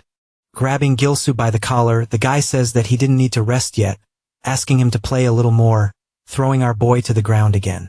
Desperate, the boy thinks he is going to die. Once again, the man grabs Gilsu, asking if he still hadn't passed out, asking him to fight a little more. At that moment, the protagonist places his foot on the man's face, asking why a short guy like him kept calling others handsome, stating that he was an idiot. Immediately after, the guy becomes completely enraged by what he just heard. The other boy, watching the situation, thinks that the protagonist really wanted to die, as he had heard that his senior was bullied when he was younger for being small. And from that day on, no matter what, no one could say the word cute. Gilsu, in turn, wonders why the atmosphere had changed. Then, immediately after, he tries to punch the boy, but at that moment he ends up being immobilized. And the other boy says that he would take the protagonist to hell. Desperate, the protagonist thinks he couldn't breathe and couldn't move either. Then, that guy thanks him for his meal. Next, the other man says that the madness was about to begin. His move was called the Triangle of Shock and Hell, and anyone caught in that technique couldn't use their arms or legs while facing him. Next, the boy asks the protagonist if he thought he was handsome. Gilsu, in turn, thinks that this was on a completely different level compared to any fight he had ever faced. And for that reason, he thought he might really die. Then, immediately after, the boys' group is surprised because the protagonist simply managed to lift that man, thinking that he couldn't just. But at that moment, the guy makes a move going directly behind the protagonist, where immediately after, he starts choking him from behind, saying that the record in ginseng was 7 seconds to stay conscious. Realizing the situation, Gilsu, on the verge of passing out, thinks that he has to hold on and can't afford to rest because he didn't want to lose to idiots like them yet. Then, immediately after, the boy seems to pass out, letting go of the protagonist. The man mentions that he had been a lot of fun. The other young man, in turn, says that, luckily, it seemed that he had lost interest in them. For that reason, they needed to take advantage of this opportunity to leave. Meanwhile, Gilsu is being dragged by that man. At the same time, the boy was still conscious, saying that the survival game before being transferred was a game his bullies used to play, where they bet on how long he could last finding entertainment in his pain. And in that situation, the only way he survived was by using his finger to protect his neck. Grabbing a stone, the boy says that this was the method of survival for the weak. Charging at the man, he says this would be his final blow, stating that he was born from the pain he endured in his past, hitting that stone squarely on the guy's face. Starting to run, he feels pleased because he had managed to knock that man down. For that reason, now he just needed to reach that gate. However, that man had not yet passed out, quickly charging at the protagonist. But at that moment, a fearsome aura suddenly appeared in front of the two. It is then revealed that Chong had arrived to help the protagonist, stating that if anyone attacked the protagonist, it would be considered an attack on all 6 gates. Immediately after, that guy says he was lucky because he really wanted to fight Chong, stating that the heir of the 6 was Jin Sang's. Then, in a matter of seconds, Chong punches the guy in the face, saying that it was expected from Jin Sang's kids as they hadn't progressed at all and they only acted properly when they were hit. But even so, Gil-soo and Oren moved past that stage for that reason. The only thing left was the final step, asking him to meet on the rooftop the next day. The next morning, the protagonist seemed to be going to school peacefully. However, complications arose right in the morning, with the protagonist telling a guy to go to the arena after school because an idiot like him was going to die that day. Meanwhile, Park asks Jin if his arm was really broken, saying that he was very weak or if he was just pretending because he was afraid to fight again, asking him not to just stand there and to at least say something because he had been boasting earlier. Pushing the boy, he says that he should finally know his place. Then, immediately after, he starts squeezing the broken arm, surprised because it was really broken, saying that he had only stepped on it by accident. Jin, in turn, asks if he knew the school's rules. However, Park responds that he doesn't care about them. Then, immediately after, the protagonist appears to block the attack, thinking that, unfortunately, there was no more time to train with Chong, asking Park to go to the arena after all of this. Park, in turn, is surprised because the protagonist had really shown up again, asking what had happened to his arm and if he was really training alone. However, immediately after, the protagonist slaps Park's hand away, saying that he would have a match in the arena fight later. Bursting into laughter, Park says he didn't know where that burst of courage was coming from, but it seemed very amusing, asking if he really wanted to take a beating in the arena. But even so, it was exciting, saying that they would meet there. For that reason, he would show him what the fight arena was like nowadays. Then, immediately after, the boy leaves. Some time later, Chong was waiting on the rooftop for Gil-soo. Then, that judge from before shows up, asking if he knew who had gone to the fight arena earlier, because Sun, along with Kong, had gone to the arena, saying that he had warned that if they let things continue, the situation would only get worse. However, Chong starts laughing, saying that it was very interesting. The boy, disbelieving, says that the fight arena was on the verge of destruction. Yet the man was saying that. However, Chong responds that the reason they could compete in the fight arena wasn't because they suppressed their power or created perfect rules, but it was quite the opposite, because just like a polluted river purifies itself, the fight arena would only change because of the power of a single person. The situation would be completely different. Meanwhile, a group of people was discussing how Gil-soo had challenged Park to a fight. Park, in turn, states that he suddenly showed up just to show off. Additionally, it seemed like he had been training and even had his arms bandaged. For that reason, he was going to make sure to finish him off properly. However, Kong didn't seem very confident about it. Park, in turn, asks the boy if there was a problem. Then Kong reveals that if they kept messing with that boy, it wouldn't add anything, and for that reason, they should have focused on taking down Chong first. But Park tells him not to worry because he was going to leave one of those arms permanently immobile. Then Kong asks what would happen if others thought someone like him could challenge them so easily. For that reason, all their efforts to take down Park's arena could be in vain. And because of that, Park needed to win perfectly. So he should never let his guard down, because that boy is nothing more than a persistent youngster. Meanwhile, a group of people was talking to the protagonist, asking what he had in mind to challenge Park to a fight, because even Jin couldn't beat him, so the protagonist had no chance. Meanwhile, Jisoo thinks he had acted on impulse, wondering if it was right to disobey his senior's words like that, since he had missed his training session. Then, immediately after, Jin asks to cancel that fight because even if he had been training with Chong, it was still too dangerous to fight Park, mentioning that since he had just transferred, he didn't know anything because Park was a guy who did all kinds of nasty things to people outside of school. And the result was clear, just like with Jin, so he shouldn't get involved in that fight, because after recovering, he could take that man down. However, Jisoo wouldn't accept that because Jin had gotten hurt while fighting to protect him, stating that it had happened to him in the hallway that morning.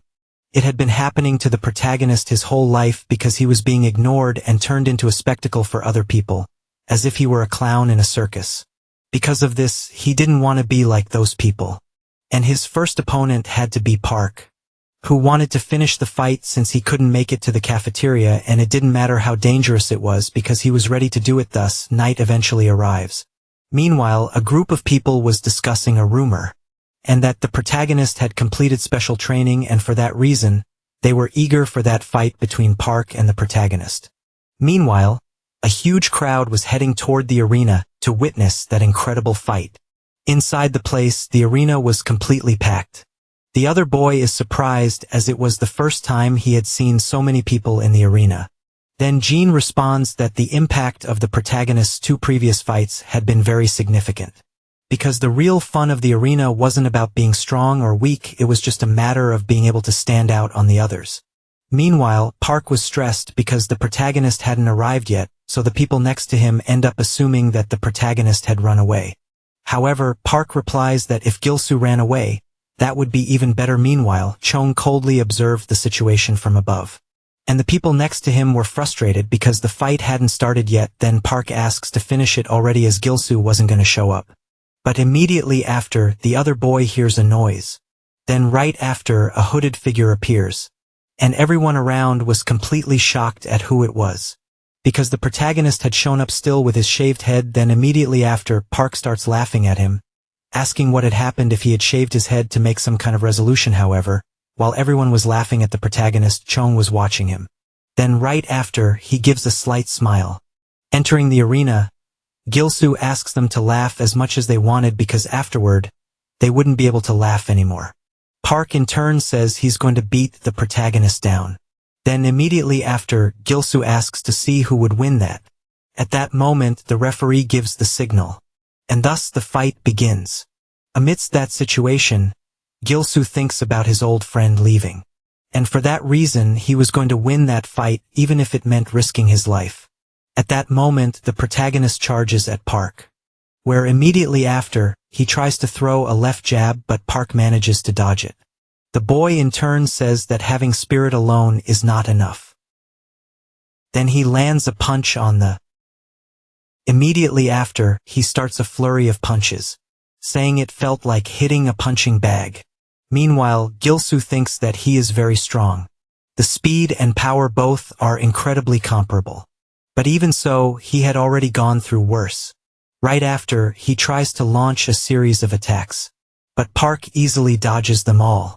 Asking what he was trying to do, then Park lands another punch on Gilsoo. Meanwhile, the audience is completely frustrated because the protagonist isn't attacking. They wonder where all that spirit from the beginning went. The judge in background says that it is just as expected and the outcome is unfolding as predicted. And if it continues this way, they can cheer even louder. However, Chong asks if that's really what the judge sees because the protagonist is still very focused on the fight. Park in turn says that Gilsoo takes it beating well and was truly born to be a punching bag. However, he immediately swallows his words, realizing that the boy wasn't in a defensive stance. Meanwhile, Gilsoo thinks that this fight is his. Apologizing to his senior as he hadn't expected he would need to train up to the final lesson. Then a flashback of him talking to Chong appears, telling the man that he couldn't stand up to Park. Right after, Chong says they should change his training plan. In a matter of seconds, the man charges at the protagonist stating that this quick course would replace his final training. For that reason, he would have to fight Chong himself. Immediately after, he gets punched by Chong, completely surprised by what was happening. Then Chong asks if he intended to fight with his heart like that in the arena. For that reason, he needed to attack seriously. Gilsoo, trying to hit Chong, realizes that nothing is effective. Chong then mentions that his attacks are too weak and that no one fights like that in the arena. Gilsoo, in turn, wonders how he could get stronger after just a few training sessions. But even so, he couldn't give up. Trying to throw another punch at Chong, however, he is left surprised. The man, in turn, asks if the protagonist truly wants to win. Then Gilsoo notices that his punch had landed on Chong, who continues talking, saying that if he wanted to win, he should put defense last. Meanwhile, back in the arena, everyone in the stands is completely shocked. Because the protagonist is watching a chaotic flurry of blows at Park. Jin, in turn, says he thought Gilsoo had given up and didn't expect him to raise his fists like that then. If this was the case, training with Chong didn't make any sense. Park, in turn, asks what's wrong with the protagonist, saying he's very weak.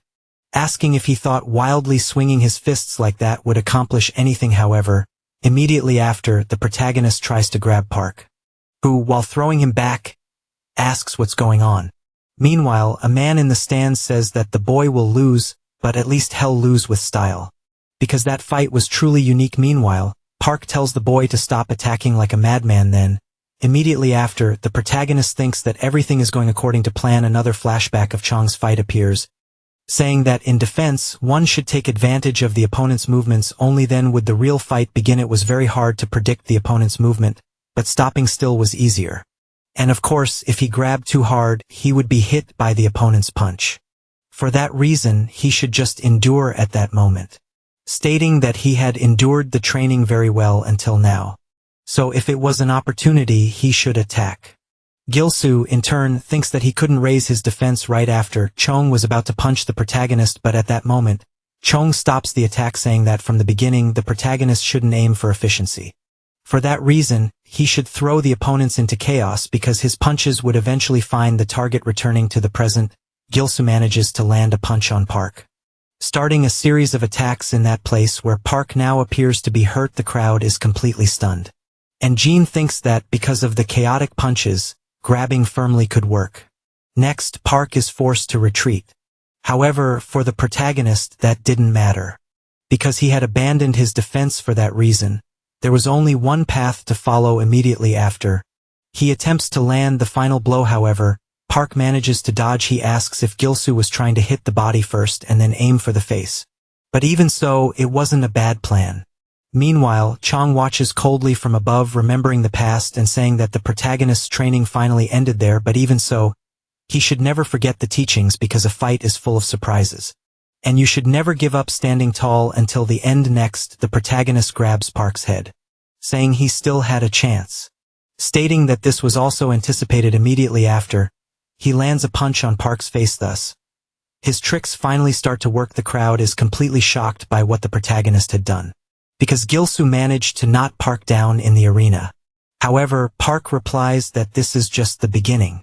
The crowd goes wild as the protagonist was finally starting to fight back. Everyone begins cheering for Gilsoo. However, for Park, it was just luck. He charges recklessly at the boy, who, noticing an opening, manages to land a left jab, and right after, a right hook. In a matter of seconds, Gilsoo advances again towards Park, starting a series of attacks.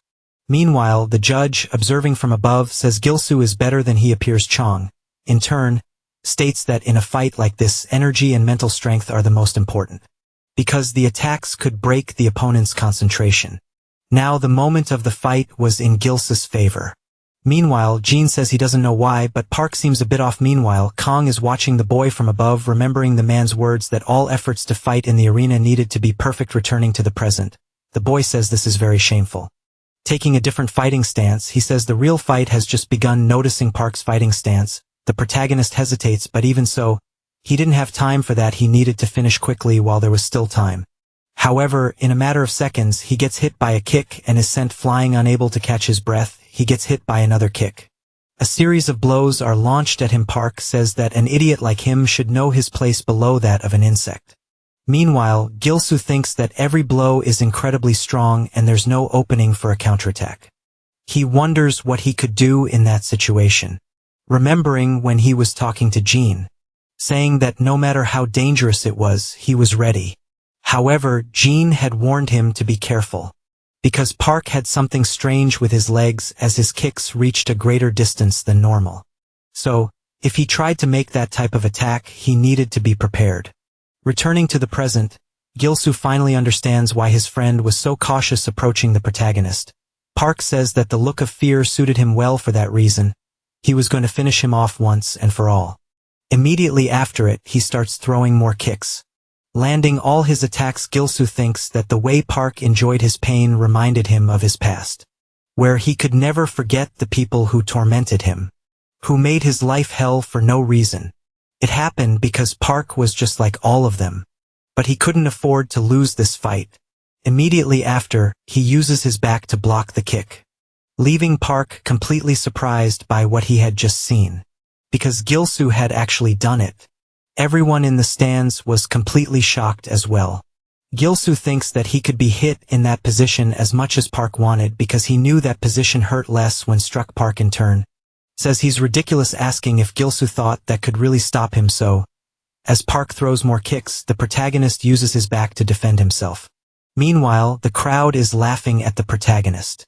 Meanwhile, Jean wonders if the protagonist was very smart because it might look silly, but the buttocks are one of the most padded parts of the body. This way, the protagonist could gather strength to continue. Meanwhile, Park was already getting tired because his attacks were no longer working. Immediately after, he tries to throw a punch at Gilsoo's head, who barely manages to dodge, thinking that the kick was enough to see clearly. Jean, in turn, says that Park was gradually slowing down, mentioning that there was something strange when he fought him earlier as well, because he had stronger kicks but seemed oddly reluctant to use them, where it might be that the stronger his kick, the greater the risk. Returning to the present, Gilsoo seems to be successfully dodging Park's kicks. However, in one of them, he notices something strange. Something different was on his leg. The moment Gilsoo loses focus, Park lands a punch on his face, saying that the protagonist was too persistent, but now it was all over. He lands another kick to Gilsoo's face, mentioning that no matter how tough he was, he wouldn't withstand a soccer kick. However, amidst all of this, Gilsoo still seemed conscious, stating that Park's kick had become much slower. In that moment, he grabs Park's leg and throws him backward, saying that the sensation was strange, like being hit by an iron bar, but still, the more Park kicked, the slower he got, and during those kicks, Gilsoo had noticed something shiny was on his knee. At that moment, Gilsoo grabs Park's clothes, revealing some kind of metal. Everyone around notices it, as there was iron armor on Park's leg. Gilsoo says it was no wonder Park was losing strength so quickly. Immediately, everyone around becomes completely furious at what was on Park's leg. Because it was illegal, the judge in the stands suggests they should stop the fight. However, Chong tells him to wait and see, as it seemed the fight was about to end. Meanwhile, the protagonist begins a sequence of strikes, while Park is lying on the ground.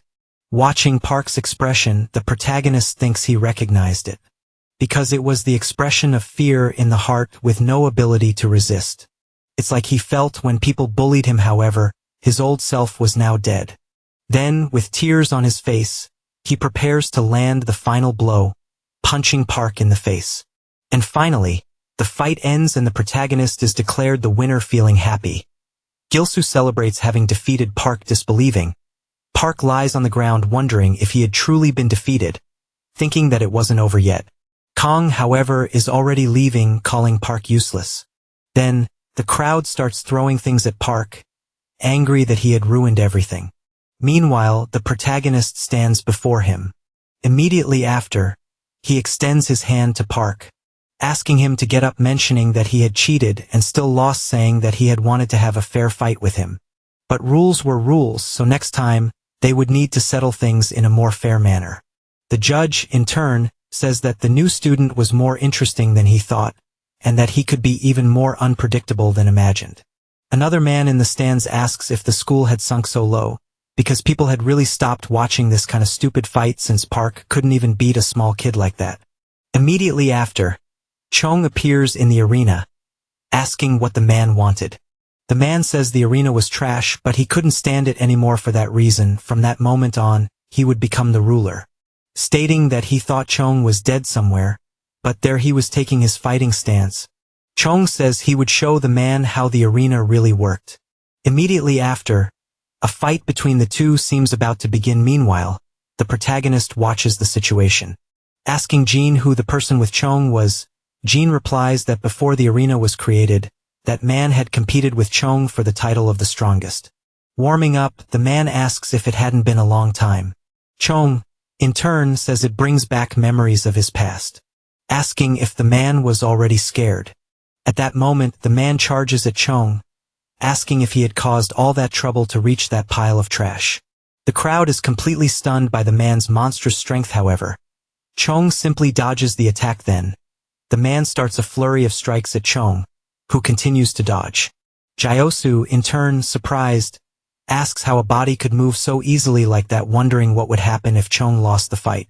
However, Jin doesn't answer the question. He only warns that if Chong loses, the arena would be dissolved and the man would return to power. The other man says Chong was always a coward, only knowing how to run, stating that his current self was completely different from before, launching another attack at Chong, who barely dodges it. But even so, a part of his chin is hit. The man, in turn, is pleased because he had finally landed a hit.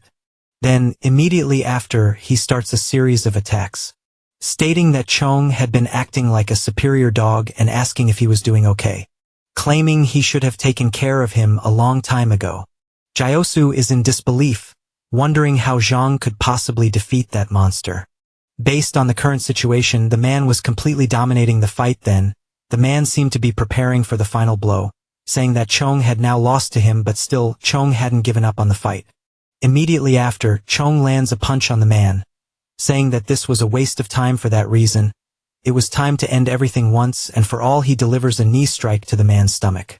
The force of the impact was so powerful that the man was sent flying out of the arena. For this reason, it could be named the most intense match ever held in that place. Afterward, Chong looks to the side and notices Park trying to escape. He says that if Park broke the rules, he deserved a punishment, telling Park to go in front of him and lie down. Sometime later, Park is on his knees in the arena, thinking that Chong was going to hit him with that iron bar. And if he was struck by a monster like Chong, he probably wouldn't survive. Then, he begins begging Chong not to do it. However, without even wanting to hear anything, Chong tells him to just kneel. Park grabs Chong's knee, saying that he regretted everything, claiming that he was forced to do it. That's why he committed this crime and was just a victim in this situation. Because of that, he promised he would never act that way again. Afterward, Chong kneels down, telling him that he had asked him to lie down. With tears on his face, Park thinks that his life was over. Wondering how he could survive this, Chong prepares to strike and says that if Park didn't want to be beaten, he should never act that way again. Chong begins his attack, but at the last moment he stops his strike. Even so, Park had already wet his pants. The entire crowd bursts into laughter at the sight. Chong, in turn, asks if Park wasn't ashamed of doing such a thing in the arena, saying that he would spare him this time, but there wouldn't be a next time. Meanwhile, Kong in the background watches the situation. Then, Chong seems ready to make a big announcement. He states that everyone saw today what a real arena looked like, and that anyone there could fight and rely on their own strength to win. However, no cheating was allowed and only justice would prevail there. But if anyone dared to provoke others outside the school arena and break the rules, worse things could happen. So before acting, they should think carefully, because only true warriors who act based on their strength and the arena's rules are respected there, and they are the ones who deserve respect in that arena and all others. Hearing that speech, the entire arena goes wild. Then, Chong tells them to wait, as he truly was the leader of that arena. Sometime later, after everything had passed, Chong seemed to be training. Meanwhile, someone shows up to greet him, and it's the protagonist standing before him. Chong notices the boy and says he has nothing left to teach him, and if he came there to be trained, he should go straight home. However, the boy says he didn't come to ask for training, but just to say something. Chong, in turn, tells him that there's no me, because he was only doing what needed to be done. Yasu wonders why Chong was being so cold, telling him he had one more question, asking why Chong had helped him so much, because it seemed like Yasu was the first person trained by Chong and had learned a lot from him. Chong responds that he wanted to use Yasu to prove something to everyone, because to improve, one must train with all their strength. That's why Yasu went through all of that. Hearing what Chong said, Park remains silent. Then, the scene cuts to an arena in the middle of the fight. And every day there were always intense battles. Someone arriving at the arena says it had been a long time since they had been there. And someone else remarks that Chong had grown very quickly. However, he was still fine even without a master nearby, but even so, Chong couldn't be the same. It's then revealed that the man was the former leader of the arena. Shortly after, Kong appears to greet him. The man says he thought they would meet next time and would have good news. Then, Kong mentions that there was a bastard breaking the law, and surprisingly, his strength wasn't comparable to Chong's. Back to Chong, the protagonist is thanking him for everything, thinking that he doesn't completely understand what the master was saying. But the arena returned to normal until Chang's speech happened, because his intensity was greater than imagined. Additionally, he also changed by continuously fighting through fierce battles. Thus, he truly learned how to fight using his fists to carve his own path. He was completely drawn into the arena as a result, and due to that extraordinary atmosphere, he couldn't do anything else because when the opportunity came, he might be able to push past his limits and increasingly feel the flow of battles. Sometime later, a girl was asking why she had to test her patience. Then the man says that idiot told him to bring the girls, but even so, he was still getting beaten, warning the girl that now she would pay for it. As he was about to strike, she asked if he knew who they were. However, in a matter of seconds, he is punched by someone. Then Kong asks how he dared try to hit a woman. The other girl, observing the situation, is surprised, mentioning that the 6 gates were completely different. Gilsoo, in turn, asks Mai if she's okay and if she happened to get hurt. However, the girl responds that she's fine, stating that this was nothing compared to the 6 gates training, and it was amazing because they would have been in serious trouble if not for the protagonist. Meanwhile, a boy asks why everyone is outside and if they really didn't have more rooms.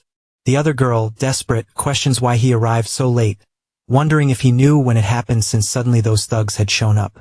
However, the boy is confused, saying that there was no one in that place. Meanwhile, a group of people is walking down an alley, asking if that boy was from the 6 gates, stating they had already heard of them. But even so, if they were really the 6 gates, they were sure someone else would be interested because they would definitely make him pay for what he did. Some time later, Mai is walking beside the protagonist, asking how long he had been training because he fought really well. Gilsoo, in turn, says that calling it training was a bit inadequate, as he had gone through many different things. Then Mai says that thanks to Chang's training, she could finally protect herself.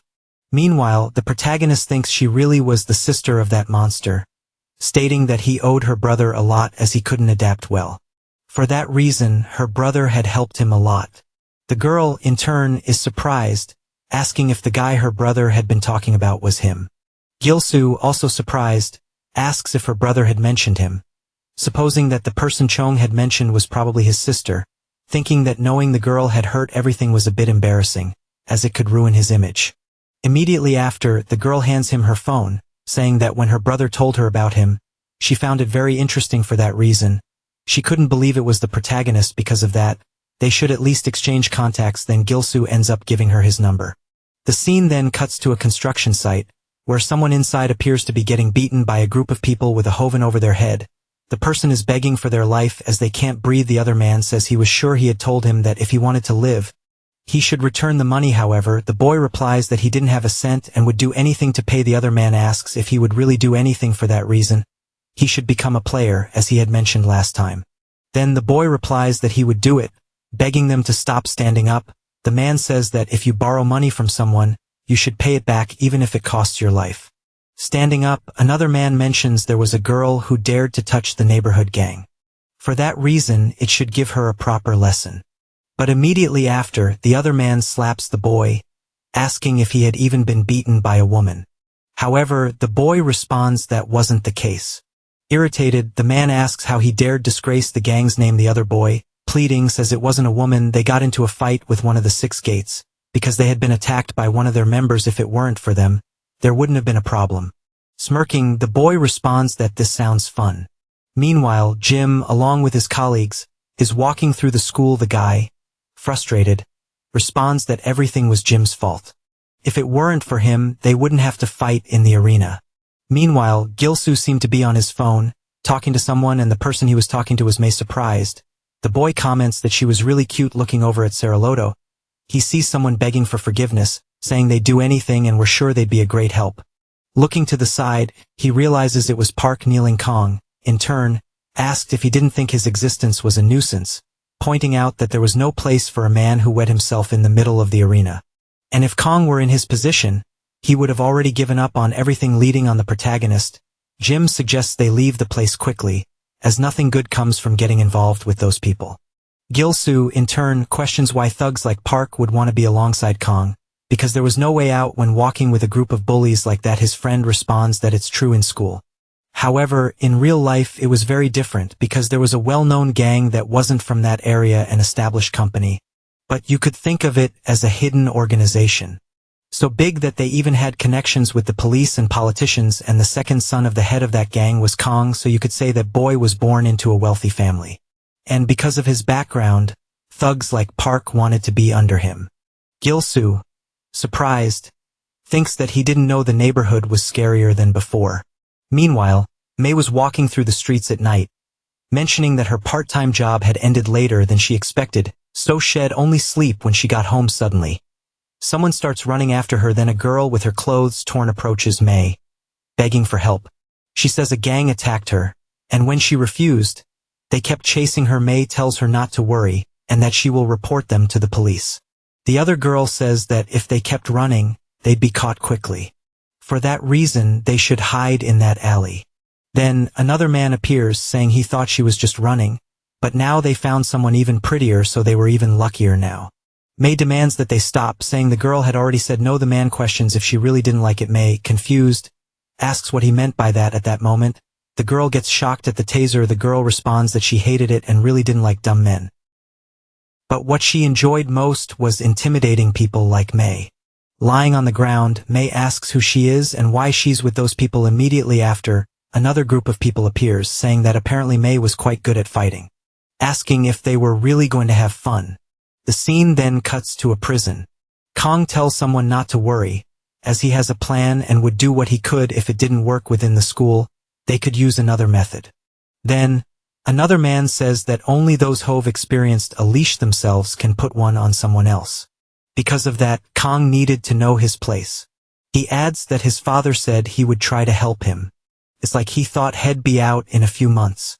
For that reason, Kong shouldn't ruin the family's reputation and should stay behind the scenes. Once he's out, everything will be resolved anyway. Kong in turn responds that he understood the situation, but still seemed reluctant. The scene then cuts to one of the protagonist's friends saying that something incredible had finally happened to him because he was invited on a date with a girl over the weekend. And for that reason, he needed advice from the two. Gilson responds that he's never done anything like that. And Jim responds that he has to train at the gym on weekends. The boy, in turn, says that he's been feeling really good that week, because the girl had asked him out first.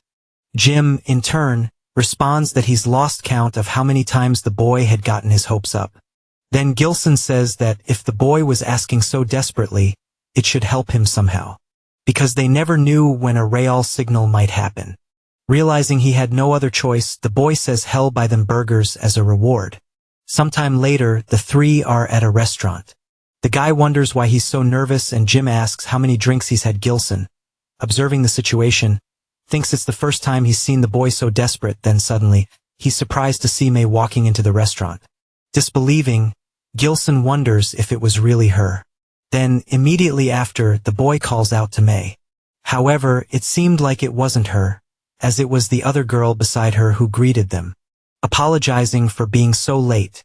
Afterward, the boy introduces the protagonist along with his other friend. Meanwhile, Gilson supposes that this was the girl his friend was interested in. Then the girl introduces herself, saying her name was Mei. The protagonist introduces himself as well, thinking she was very beautiful. The other girl asks how their friend was doing at school, saying she was curious, since she only saw him at the gym. The boy responds that it was always the same. However, Gilson jumps in, saying that he never listened in class and only slept during them. Gilson, meanwhile, thinks that it seemed like everyone was having fun. However, he still couldn't participate in the conversation. Then Mei seems to notice the protagonist being quiet.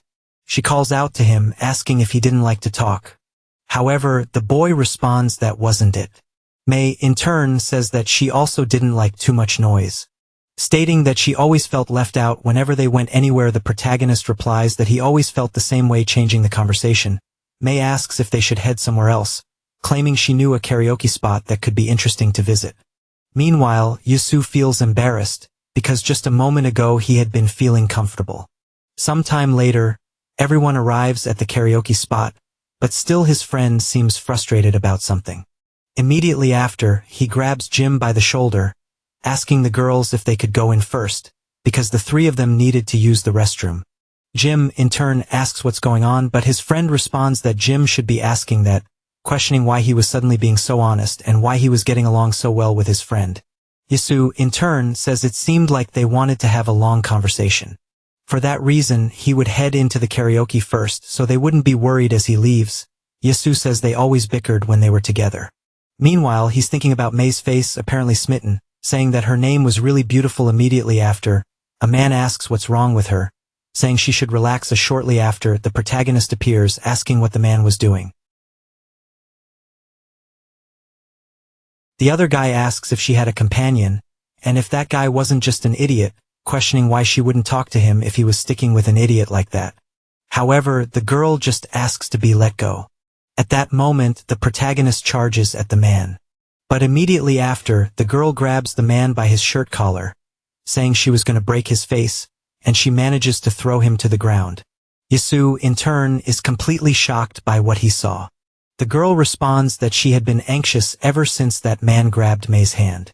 Noticing Yasu, the girl says he didn't mean to do anything, stating that Mei might seem delicate, but she was actually quite scary. Immediately after, the man tries to punch the girl. Continuing the conversation, the other girl mentions that from what she heard, Mei's brother had taught her self-defense since she was young, and she was so good that most men couldn't even compete with her, supposing she was Chang's sister, one of the 6 gates.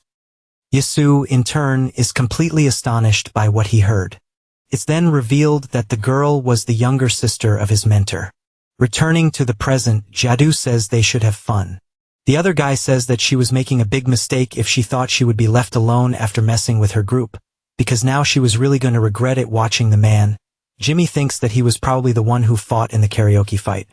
Then, the other girl asks how the tease was, and if it was electrifying. Jaeger responds that it could get a lot more electrifying than that. At that moment, the girl tries to get up, but even so, she has no strength. But within seconds, she barely manages to dodge an attack.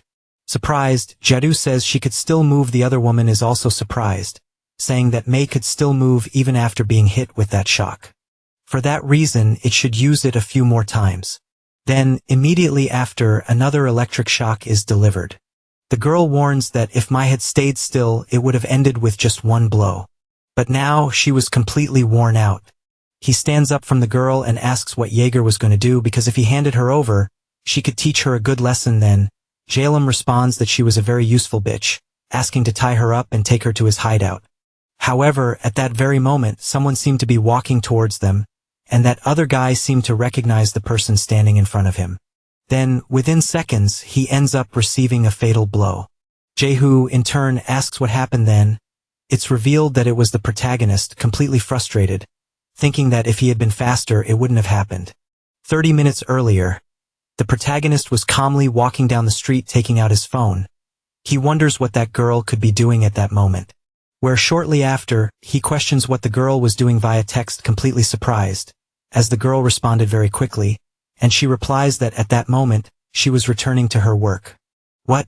At the same moment, he ends up being surprised, because he ends up receiving a very strange message. Returning to the present, Yosu thinks he had many suspicions about going to that place because of her strange message, but he ended up facing that situation. Shortly after, the man, completely frustrated, points out that it had been that man from the 6 gates they had talked about. Jehu, in turn, says that they had already taken the first step, stating that it seemed like those bastards from the 6 gates were really impatient, completely irritated. Yosu says they had messed with the wrong person. For that reason, he's going to kill them all. Then, the other guy charges at the protagonist, questioning what he could do alone. Shortly after, Yosu manages to dodge the blow. Thus, he ends up landing a fatal punch on that fat guy. Then, 2 people begin to advance toward him. But even so, the protagonist easily dodges them, managing to take down both at once, thinking they were definitely weaker compared to the 6 gates. That's why it didn't matter how many came at him, they were nothing compared to him. But, at that very moment, he ends up receiving a quick kick and barely manages to dodge. Jehu, in turn, says that he's always been curious about the 6 gates. Then, immediately after, he grabs a metal bar and starts delivering several blows toward the protagonist, who, with difficulty, was dodging, thinking that man was very fast. However, he ends up noticing an opening and starts preparing to kick the man, asking who he was to judge others when he didn't have any skill. Kicking the boy, Jehu barely managed to defend the attack, mentioning that he was very aggressive. However, Gilsu responds that he was just getting started, asking if he couldn't fight without a wooden baton, so he should fight honestly at that moment. That guy puts his foot in front of the protagonist, and as a consequence he ends up tripping. However, he ends up falling onto something soft. Jae-hoo, in turn, says that dealing with the protagonist was more complicated than expected. That's why the girl should take care of him since he was so annoying. Then, it's revealed that Gil-soo had fallen on top of that woman completely embarrassed. He replies that it wasn't on purpose. The girl, in turn, says it was very cute how embarrassed he got. Noticing the girl with a taser in her hand, he thinks they probably used it on Mei, and right after that, the girl charges at the protagonist with the taser in hand. Gil-soo, in turn, wonders how he could avoid that attack. But, at that very moment, Mei ends up getting up and manages to take that taser from the girl's hand in disbelief. The woman says she was sure she had knocked Mei down. Questioning what had happened then, the girl replies that earlier she had received something interesting. Because when Jae-hoo had hit her, a piece of wood had broken off. Thus, she managed to use that piece to nullify the effects of the shock. Jae-hoo, in turn, gets very irritated with the girl, asking if she couldn't finish things the right way. Returning to Gil-soo, he asks if the girl was okay, and she replies that thanks to him, she had time to recover. Thus, the two end up forming their fighting stance to start the battle. Jae-hoo then replies that he wasn't going to make a big scene, but even so, it would end that way, asking if they thought that without the taser it would make any difference. But, within seconds, he ends up receiving a punch in the face from the protagonist, saying that he would teach him what would happen when he crossed the line. Returning to Mei, the girls seem to be confronting the other woman, and so both of them form their fighting stances to start the battle. And Mei responds that the girl should have done things the right way if she wanted her to stay quiet. However, right after, the girl says that this is why defeating bitches like her was so much fun. Returning to Gil-soo, the boy already seemed to have defeated Jae-hoo. However, it didn't seem to be the end, as the man asks if that was all he had, because now they were really going to start the real game. Immediately after, he appears placing something unknown in his mouth. Thus, he quickly charges at the boy, delivering a punch to him, which he barely manages to defend. However, the second one slips past his defense. Then, Jae-hoo responds that he had already studied his fighting style. For that reason, he couldn't be beaten anymore. In the midst of this, Gil-soo wonders how he could have gained so much power so suddenly. Jae-hoo, in turn, asks if he understood the situation because he wasn't speaking like before. Meanwhile, Gil-soo was still in disbelief as he had come face to face with a monster like that, saying that he was really very lucky, because that was his favorite type of opponent. At the same moment, he grabs the man by the neck. Thus, he begins delivering a series of attacks on him, and in the same instant, he strikes his head against the man's, and a close quarters battle begins to unfold, leaving Jae-hoo completely surprised by the situation. Gil-soo, in turn, asks if he had mentioned that he was curious about the 6 gates. Then, the boy responds that this was a level 1 punch. At the very moment Jae-hoo receives the punch, he ends up flying while the guy is lying on the ground. The protagonist says that he shouldn't try to face a former failure with just his courage. Remembering that, before charging at the protagonist, the man had eaten something. But putting that aside, he really thinks about what was most important and wonders where Mei was along with that other woman. However, when he looks to the side, he realizes that Mei had already taken care of everything, thinking that when he saw her, she really seemed to be Chang's sister. Then, the girl grabs the collar of the other woman's shirt. She asks why she was doing something so dirty like that. Desperate, the woman says she didn't know, as she had nothing to do with the Baksun group and was only doing it for the money. Gil-soo, in turn, becomes thoughtful about that group as he had already been through a situation like that, questioning what that group was and why they would pay money to do something so horrendous. The woman, in turn, asks if they really didn't know about it. Beginning to tell the story, the girl responds that it happened half a year ago because the Baksun group is a high school association that suddenly appeared in Jumyeong, and its influence was too great to just call them a gang, as even the most notorious gangs crawled to them. Although there were some violent gangs in that area, the group's growth was truly terrifying. Then, Gil-soo asks if there was any association of theirs in high school. However, the girl responds that she didn't know about that, but the objective was because of the 6 gates. Remembering Jiwoo's words that if they turned some of the kids from the 6 gates into players, they might have a chance to join the dragons. Returning to the present, Gil-soo asks if their goal was the 6 gates because, although the Baksun group had taken over most schools, they still hadn't made the 6 gates part of them. Standing up, The girl replies that she had said everything she knew and didn't know anything else till she was leaving, but at that moment, May pulls her back, questioning where she thought she was going. Stating that their conversation wasn't over yet. Some time later, the protagonist, along with May, was walking down the street, apologizing because he couldn't believe that it happened to her since it involved her school. However, May responds that she was fine, so he shouldn't apologize. Besides, she also had a connection with the Six Gates, and it was a blood bond that could never be broken. And in addition, it could have happened eventually, even if not on that day. Gilsoo, in turn, feels apprehensive, responding that even with everything that had happened, he was still relieved because no matter what the Baxen group did, they wouldn't be able to defeat the Six Gates as long as Chung stood tall. Moreover, the guys who fought that were very strong then. May confirms that it was true, as her brother was on another level, asking if Gilsoo wasn't strong himself, thanking him for the help as he had already helped her twice. Next, the scene cuts to another location, and Jaegu seemed to be getting scolded by someone. An unknown man says that his problem was that he didn't know his place, which is why he always did something useless. Jaegu, in turn, replies that he was very sorry for that, as he had only done it to have that place conquered. Right after that, the man places his foot on Jaegu's face. He replies that even if someone like him hadn't interfered with the plan to take over that school, everything would already be in motion for that reason. Starting from that day, Jaegu would be moved to a player. Jaegu, in turn, begins to beg with tears in his eyes, pleading not to do it. However, the man replies that it would be fun to watch him in that state. For that reason, he will see him in the Colosseum. Meanwhile, a guy looking at a group of people says that they all seemed like losers, asking how they had the nerve to run away from home, questioning if they all wanted to participate in the heavenly wind. The other boy replies yes, stating that it had been a month since they ran away and heard that meals and lodging would be provided there. At that moment, the boy ends up receiving a punch which sends him flying into the wall. Another man laughs in his face, asking if he thought he was going to get all of that, questioning if they thought they were a charity group. Then, everyone around starts running desperately, apologizing for what happened, and the man says they had no loyalty, much less vigor, stating that there were no strong people these days, and that those guys had no talent. Then, the other guy says that it was because of the influence of the Baxen group, and for that reason there were no longer any truly useful people. The other man, in turn, says that they could no longer remain as just a simple family, so they should gain more influence. Shortly after, a man appears, saying that he seemed to be out of energy. At that moment, it is revealed that the guy was Park, asking how that could be happening with the heavenly wind. Thus, two people charge at the boy, asking if he was crazy and how he dared to go to that place. Park mentions that he was also interested in having an interview, and was on another level compared to the other people who had left.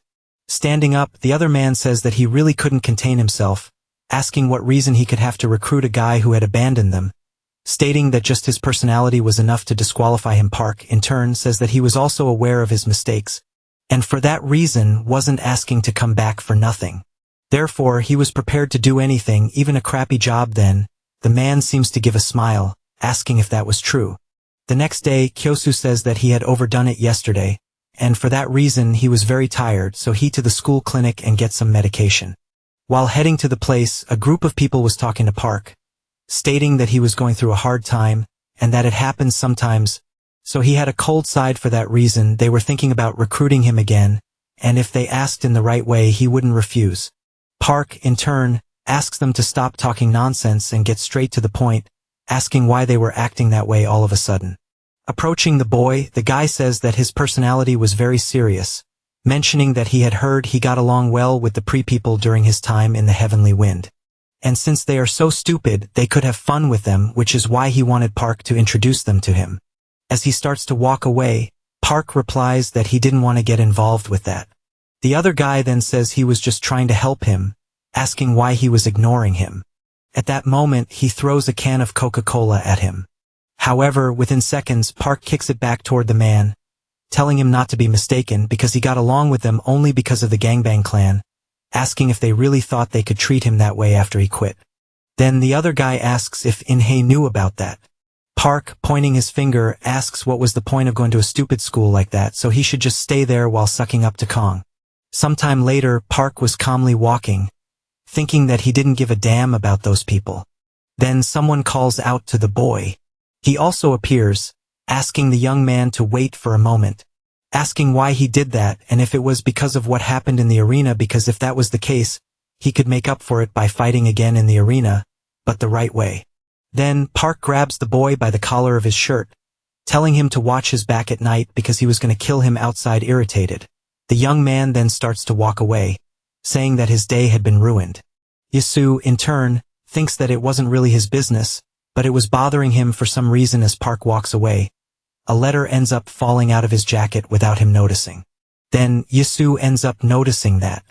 Meanwhile, a group of people was inside a place, and another guy says that they were very pathetic, stating that he had heard that this week had been a failure.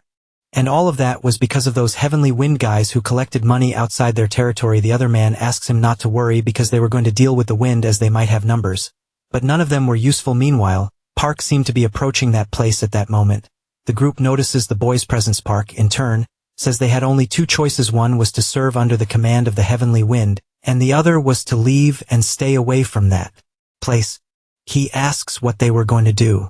The group of people starts laughing in the boy's face, asking if that wasn't Park, mentioning they had heard he had joined an organization to side with Kong, asking if he had come back to the Heavenly Wind. Then, a flashback shows that man asking if he knew Mei Yen, because that idiot was aiming at his territory and for that reason Park should deal with him. And if he could do that, he would consider letting him return to the gang. Returning to the present, Park thinks that he had no choice if he wanted to restore his position. Immediately after, the two advance toward the boy, asking if he had come alone to die. At that moment, Park manages to defend the attack. However, the other guy was already heading toward him. He delivers an attack to the boy. However, it didn't seem to have any effect, saying that the boy's arm was very strong.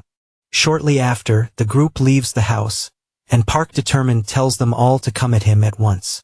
Thus, an intense battle was about to unfold. So the video ends here. If you don't want to miss the next part, activate the notification bell and see you next time on Tab's channel.